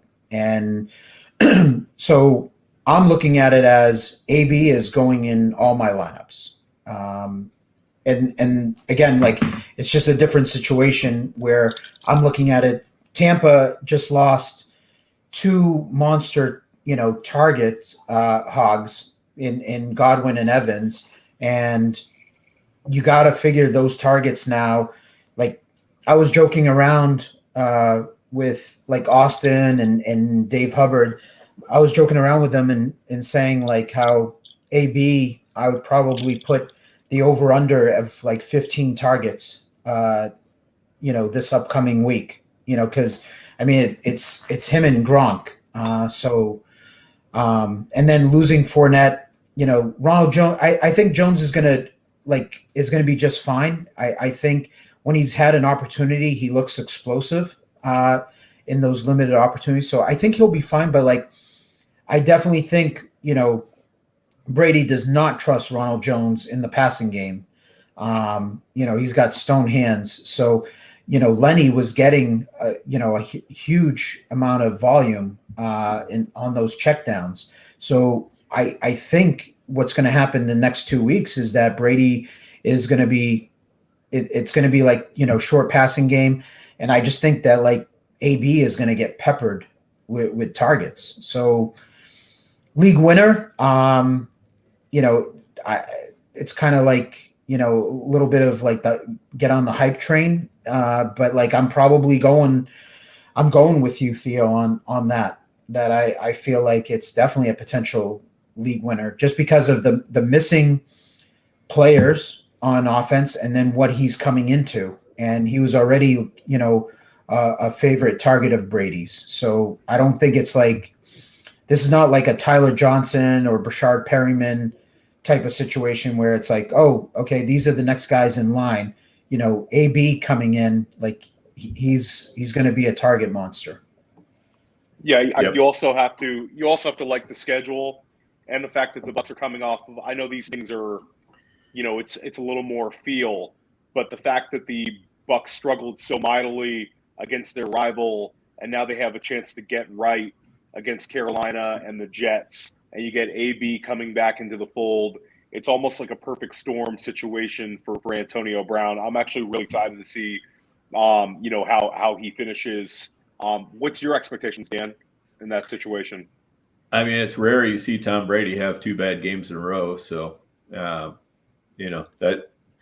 says a lot right there. And Antonio Brown was really kind of, in a way, running ahead of Godwin when everybody was healthy. So that also says something. So, I think if, as long as Antonio Brown is healthy, I've got him several places too, because I had a bunch of Tampa stacks, and I'm going to play him. Unfortunately, most of the teams I had Tampa stacks on are, looking a long way up at the standings at the other teams. But the only way you can get back in is to try to play those players that you think have the opportunity to have just smash weeks. So, yeah, he's going to be in there for me. And I want to, just throw this disclaimer out there that obviously I need Antonio Brown on my teams, but this is not kind of like, the fan cheerleader on the sideline, let's go AB. I truly, unbiased opinion, I believe that AB makes a ton of sense. Like, he should be considered like almost like a lock in your lineup, just because of like those factors that we just talked about. Right. There's no SEC. There's no SEC for fantasy football or anything like that. You're allowed to pump the shit out of your own guys as much as you want. As much as you want, guys. No rules on that one. Yeah, but he's also a guy, like, if you were playing DFS, he'd seriously consider in a cash lineup, for the exact same reasons. And that's, to me, that's like, I don't do a lot of DFS, but I do try to switch into DFS brain every once in a while when I'm setting my lineups. And, when I'm trying to determine, do I really like this guy, or do I like this guy just because I need to like this guy? Putting it into a DFS format and, saying, oh, what, would I really feel comfortable putting this guy into my lineup, if I didn't have to? And that kind of helps clarify it at least a little bit for me. So I wanted to quickly, we're gone over an hour and a half now. I want to quickly pick your brain on a couple of 2022 questions. Mark Andrews right now is the tight end 1 in terms of overall scoring and in terms of points per game. Is he our tight end 1 next season, heading into 2022?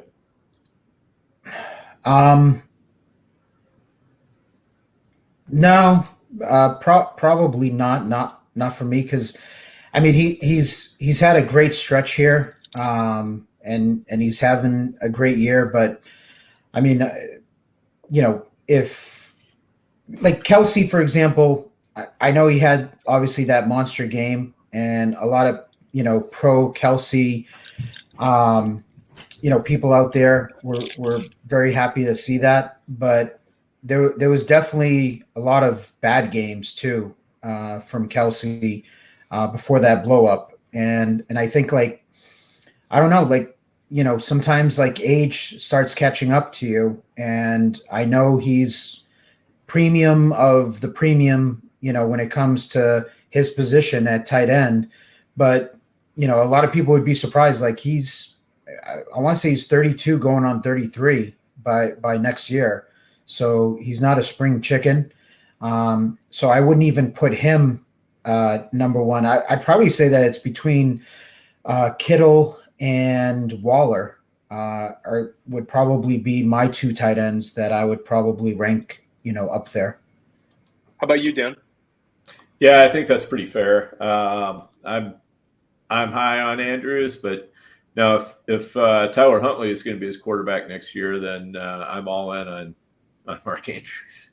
For sure. And if, and if Dobbins and Edwards are out for the year again, right, and they go from a run-heavy team to a pass-heavy team, then I'm all in on Andrews. But I have a funny feeling that dynamic is going to switch next year.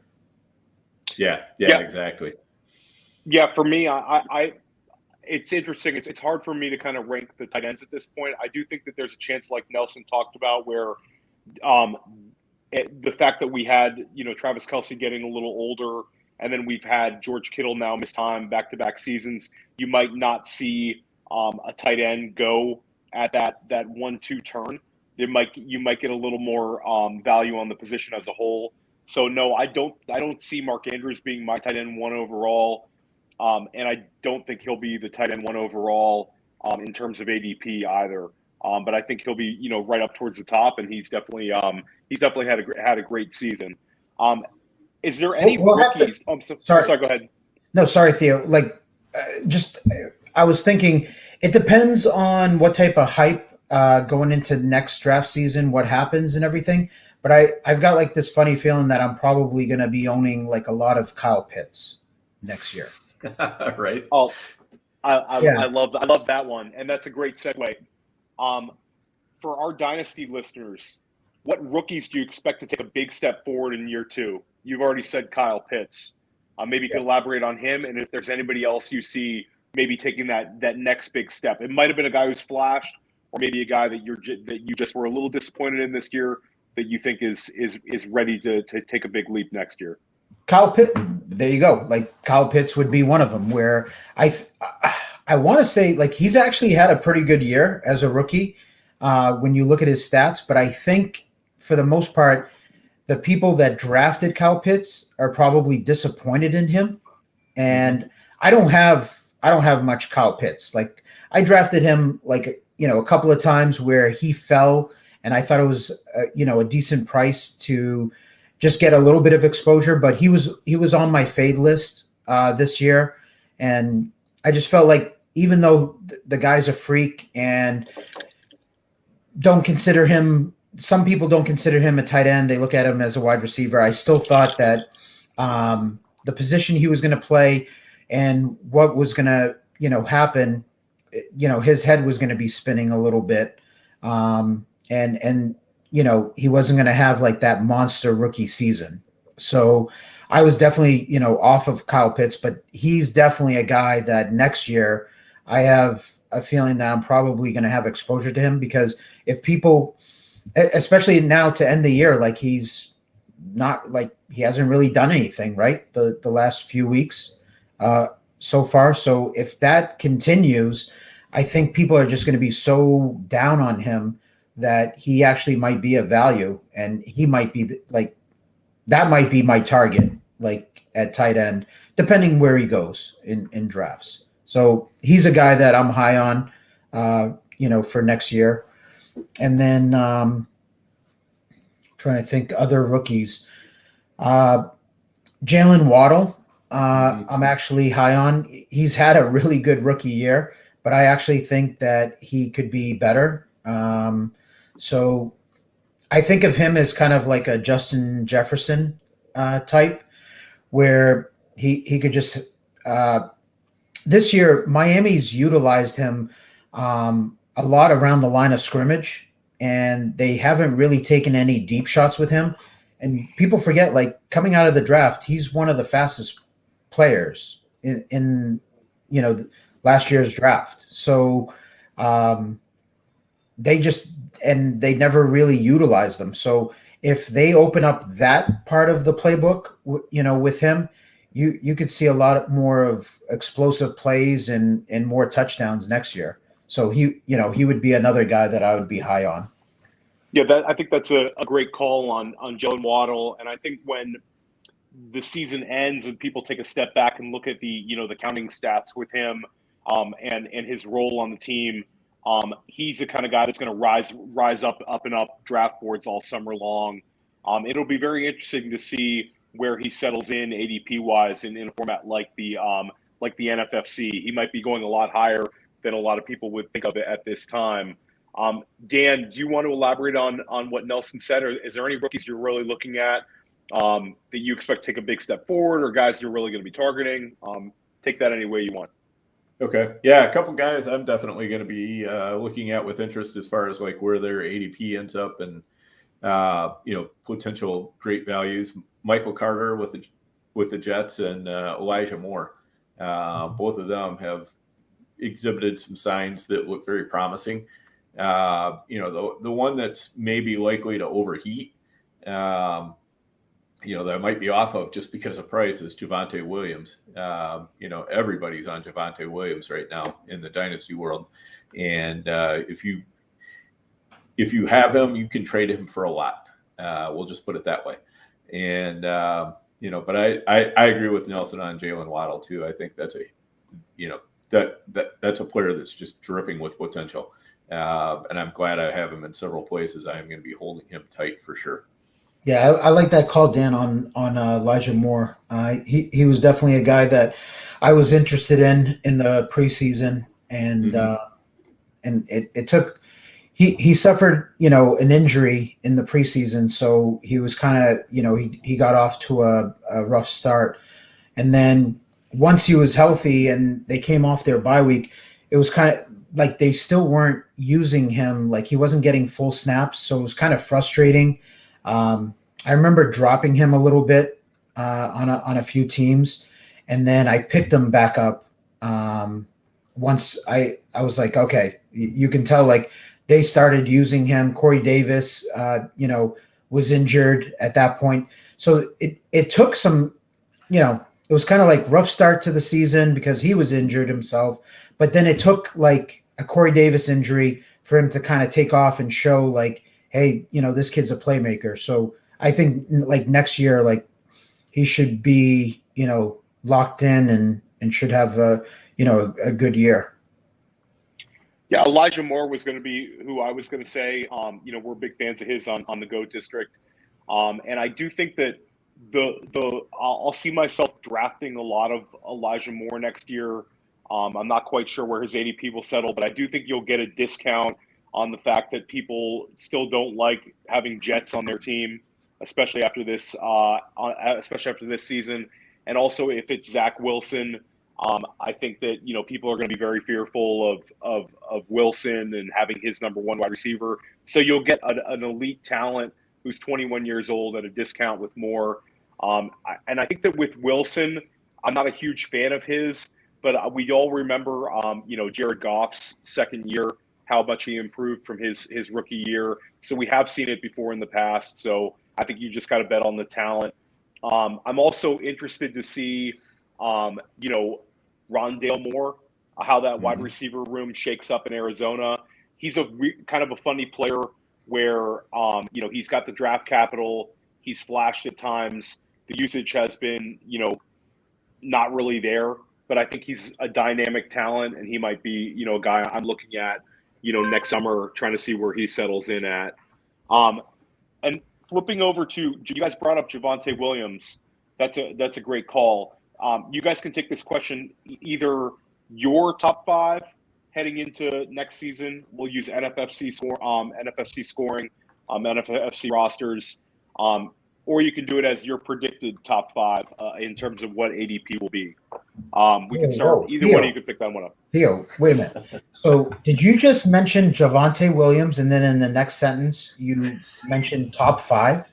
Are you alluding to something here? You have some analysts right now. Not to be named in other podcasts, who are talking about Javonte Williams as high as number 2 overall in redraft. He is shooting up like you wouldn't believe. I think by the end of the summer, he's going to be. By the end of the summer, I'll predict ADP wise, he'll be in the top 10. Yeah, I mean he might be a fade for me. Yeah, at that point. Yeah, I mean I was going to say that sounds like a fade candidate right there. Yeah. I think he's talented, so I'll start by saying that, but I mean, I don't know.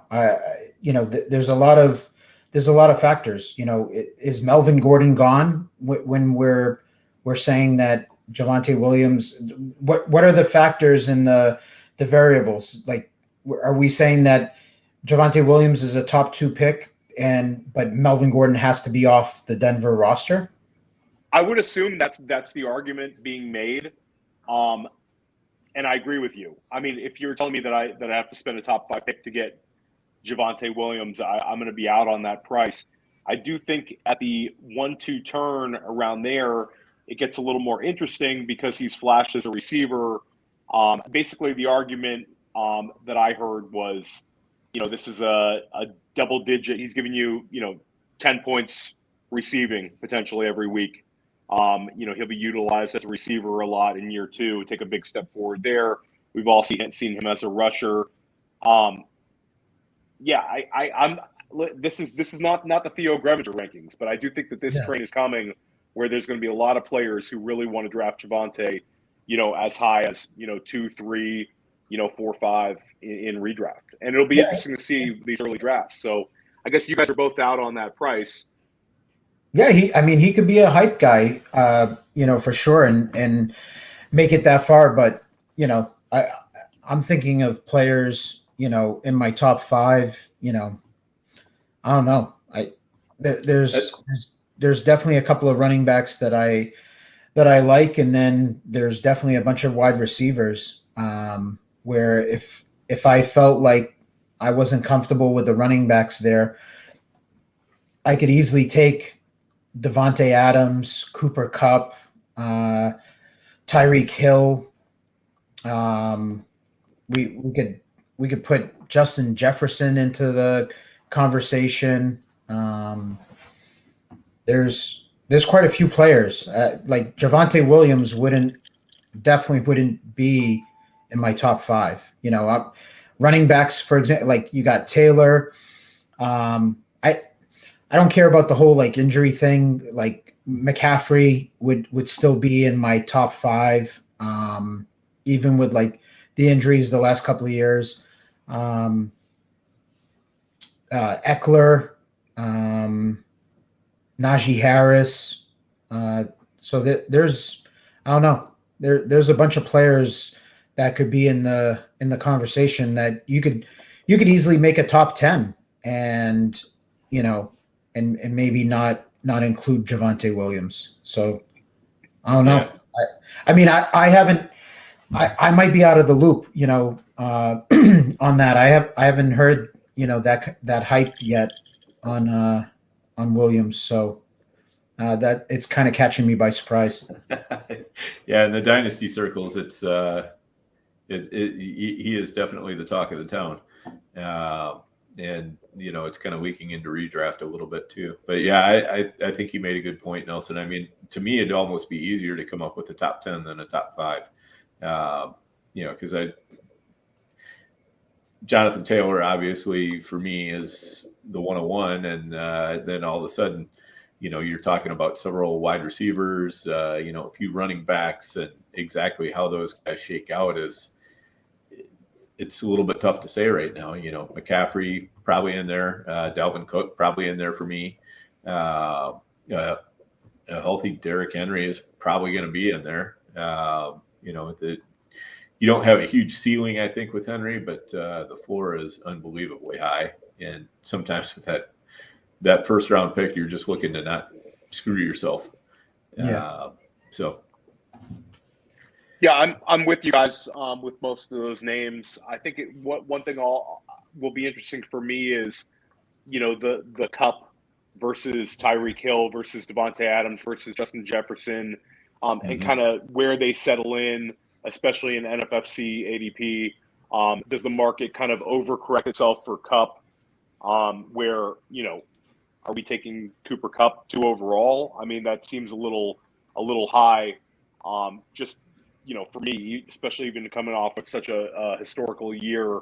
But I think if I had to pick I think the number 1 is pretty easy. I think we could all kind of agree Jonathan Taylor is going to be the consensus number 1 pick next year in most formats. I think that, like you guys said, it's easier to do a top 10 because it's hard for me to pick 2 overall. 2 overall for me might be Eckler right now if I'm drafting tomorrow. And that seems a little crazy to take a guy that we were getting a little bit towards the second half of the first round, coming off his, a great season, but to take him 2 overall, it's a lot of thinking. And I think that, this time of year when we start pivoting over to best ball and dynasty, it's really great mental exercise, but it's difficult. It's very difficult at this point. Yeah. I think with the Kupp, Cooper Kupp debate is kind of like, I look at it as like when Adams broke out, it was obvious that he was the go-to guy for Rodgers and his favorite wide receiver. And I think what you're seeing is people joke about the whole, going out to breakfast together, Stafford and Cup, and so like that was something back in the preseason. So it was like, they hit it off and they always had that rapport, and they're scheming him, open, very similar to what, Green Bay does with Adams. And like, he's just the go-to guy, Cup, I want to say, is like up there as like one of the most double teamed wide receivers. And he still gets it done, so it very similar to Adams. So like, I look at it as like, I don't think it's like a flash in the pan. I look at it as like, I think now with Stafford there in LA, like Cup is here to stay, I don't, so I think like he's like a super safe, high upside pick. If you take him in round one, I look at it as like very similar to like Davante Adams situation. Yep. Yeah, I would agree with that. I feel real good about Cup. And he's not the type of player whose game is going to deteriorate very quickly. He's one of those that is more likely to hang around Antonio Brown style than to fade away Julio Jones style.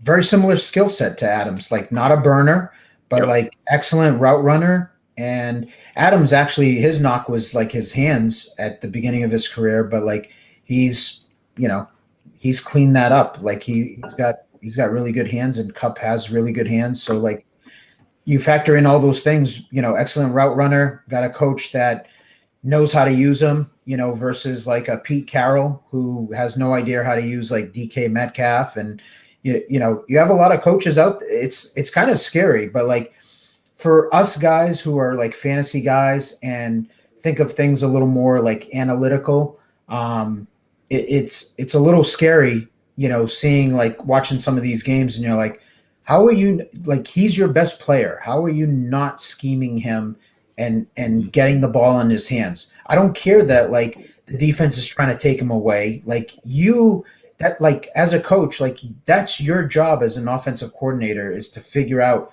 how to get your best play. I get it. I know football. Like I've coached, with football. So like, I get it. Like they're trying to take away your best player. So let's beat them with our other guys. That's fine. Let them double team, our best player or whatever. But like at some point, you can't just allow teams to like do that week in and week out. You as a coach, like, okay, that game last week, this is what happened, and we just went away from it, and we just went to other guys, and we still won the game.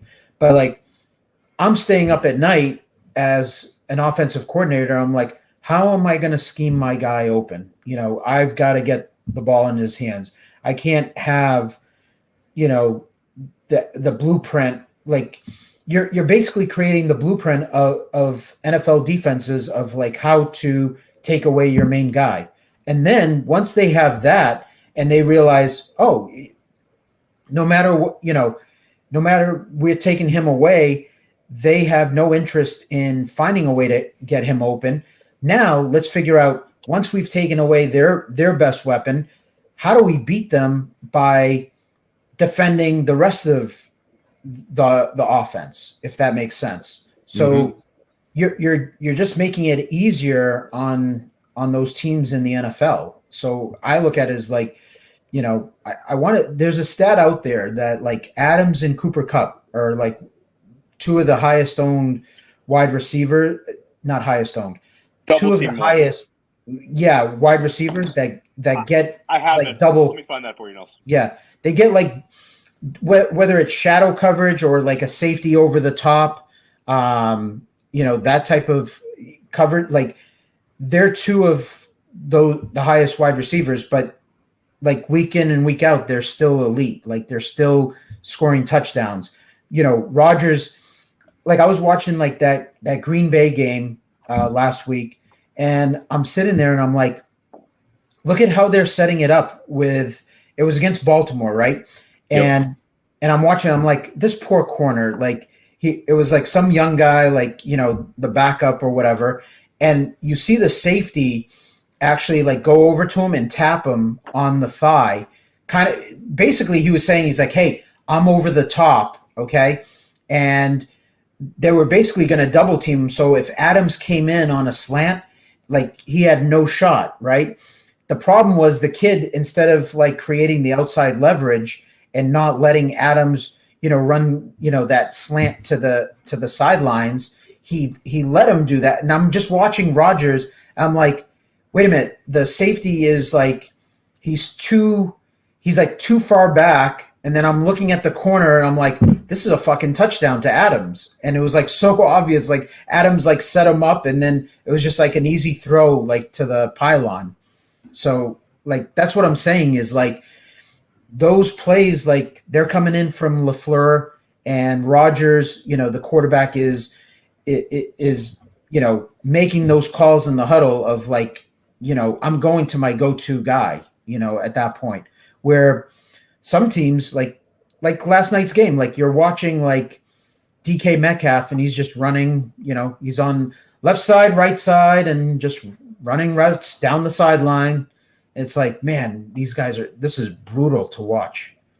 No creative. Yes, it's terrible. And if you're looking for what Nelson's referencing, Dwayne McFarlane actually tweeted it. It's Davante Adams leads the league in defensive coordinators designing double or help coverage on him. It's Davante Adams, then DK Metcalf, then Cooper Kupp, then George Kittle, who's the only tight end on this list, Tyler Lockett, Terry McLaurin, A.J. Brown, Deebo Samuel, and Chase Claypool. And all of those guys saw this sort of coverage at least 22.3% of the time, which was Chase Claypool at the bottom. Yep, definitely. And that's, and that when you're an offensive coordinator, if you can dictate to the defense what's going to happen rather than letting the defense dictate to you, I mean, that's the key. Every now and then a defense is going to, they're going to come up with a new wrinkle you haven't seen and, might work for a game. But, like Nelson was saying, your job is to figure out how to defeat that so that, the next team and the next team and the next team, when they try it, they have to go a different way because you've already figured out how to beat it. And can we just all agree that Pete Carroll needs to go because it's so painful watching?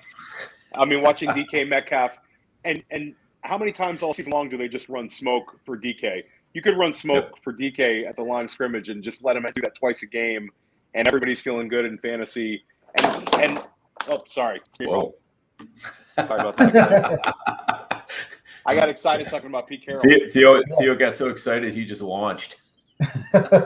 Even the games where he smashed at the beginning of the season, he'd have like a 5-target smash game. It's just I can't stand Pete Carroll. All respect to the old Pete Carroll, but it's time for a new coach in Seattle for my DK Metcalf dynasty shares especially.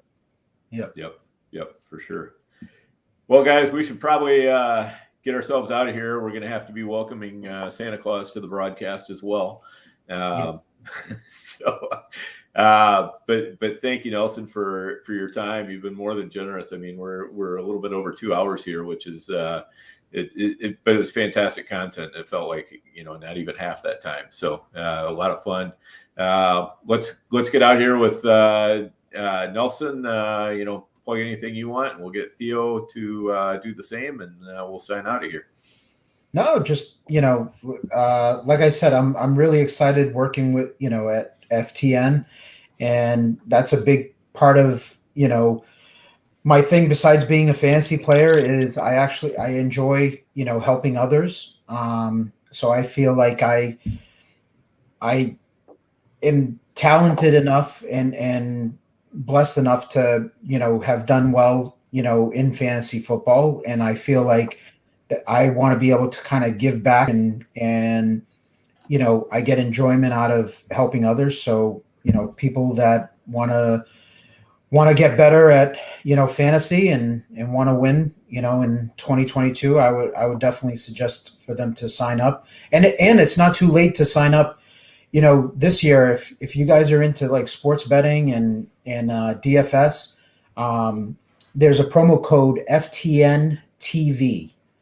that gives you 15% off of everything. So, sports betting and the DFS and everything else that comes with, what we have there. All right. Good to know. And I can tell you the sports betting section of it is very good. I've used it before, and they've, like when I've gone out to Vegas to do the drafts, I always make sure that I'm hitting those guys up and finding out which games they're on, and I've done very, very well with it. So that's a great point. And Theo, and by the way, I did put the code up there on the screen. Is that correct there, Nelson? Yeah. Yep. Okay. No, I just thank you to Nelson for coming back on. We've had him on before the season, and now towards the tail end, it was really great to have you and Chad back-to-back weeks. Some fantastic playoff information for people still competing, and I just want to wish a Merry Christmas to everyone listening on the GOAT District. We're almost at the end of the year. We've had a great run of shows, like Dan said. There's some great archive shows at this point that can help anybody out. And just good luck in your semifinals this week. It's exciting to be playing meaningful games in fantasy football this late in the year, no matter what league you're in. And we hope everybody crushes it and cashes some tickets. Yep, absolutely. So again, thanks everybody for listening, and I'll echo what Theo said. If you're celebrating Christmas, Merry Christmas. If not, Happy holidays. Certainly hope everybody enjoys their time off, time with family, and definitely take time for family. Sometimes it seems like it's like the last thing you want to do, but really, it's almost always worthwhile. And if you can't do anything else, just take the holidays and try to improve your relationship with one family member. Find some way to just make that a little bit better. And if you do that every holiday, you're going to find pretty soon that the holidays are actually pretty fun and enjoyable. So with that, we're going to let you guys go, and thank you all for hanging with us.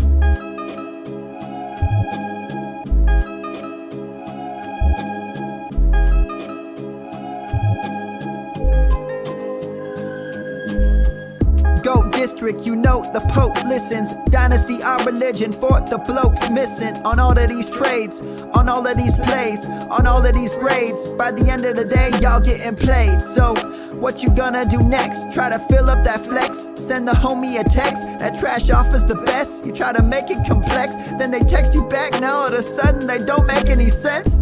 Broaden your horizons, boy. Dynasty's not for the Simons, boy. These trades not for consignment, boy. Respect your opponent, y'all some piranhas, boy. This my advice from me to you. Open up your cute little podcast queue. Search up GOAT District, my dude. Pop it in your ear, man. Y'all know what to do. It's the and I always be traded. And I always be traded. And I always be trading. Y'all try to betray them, but first you gotta bait them. Fish.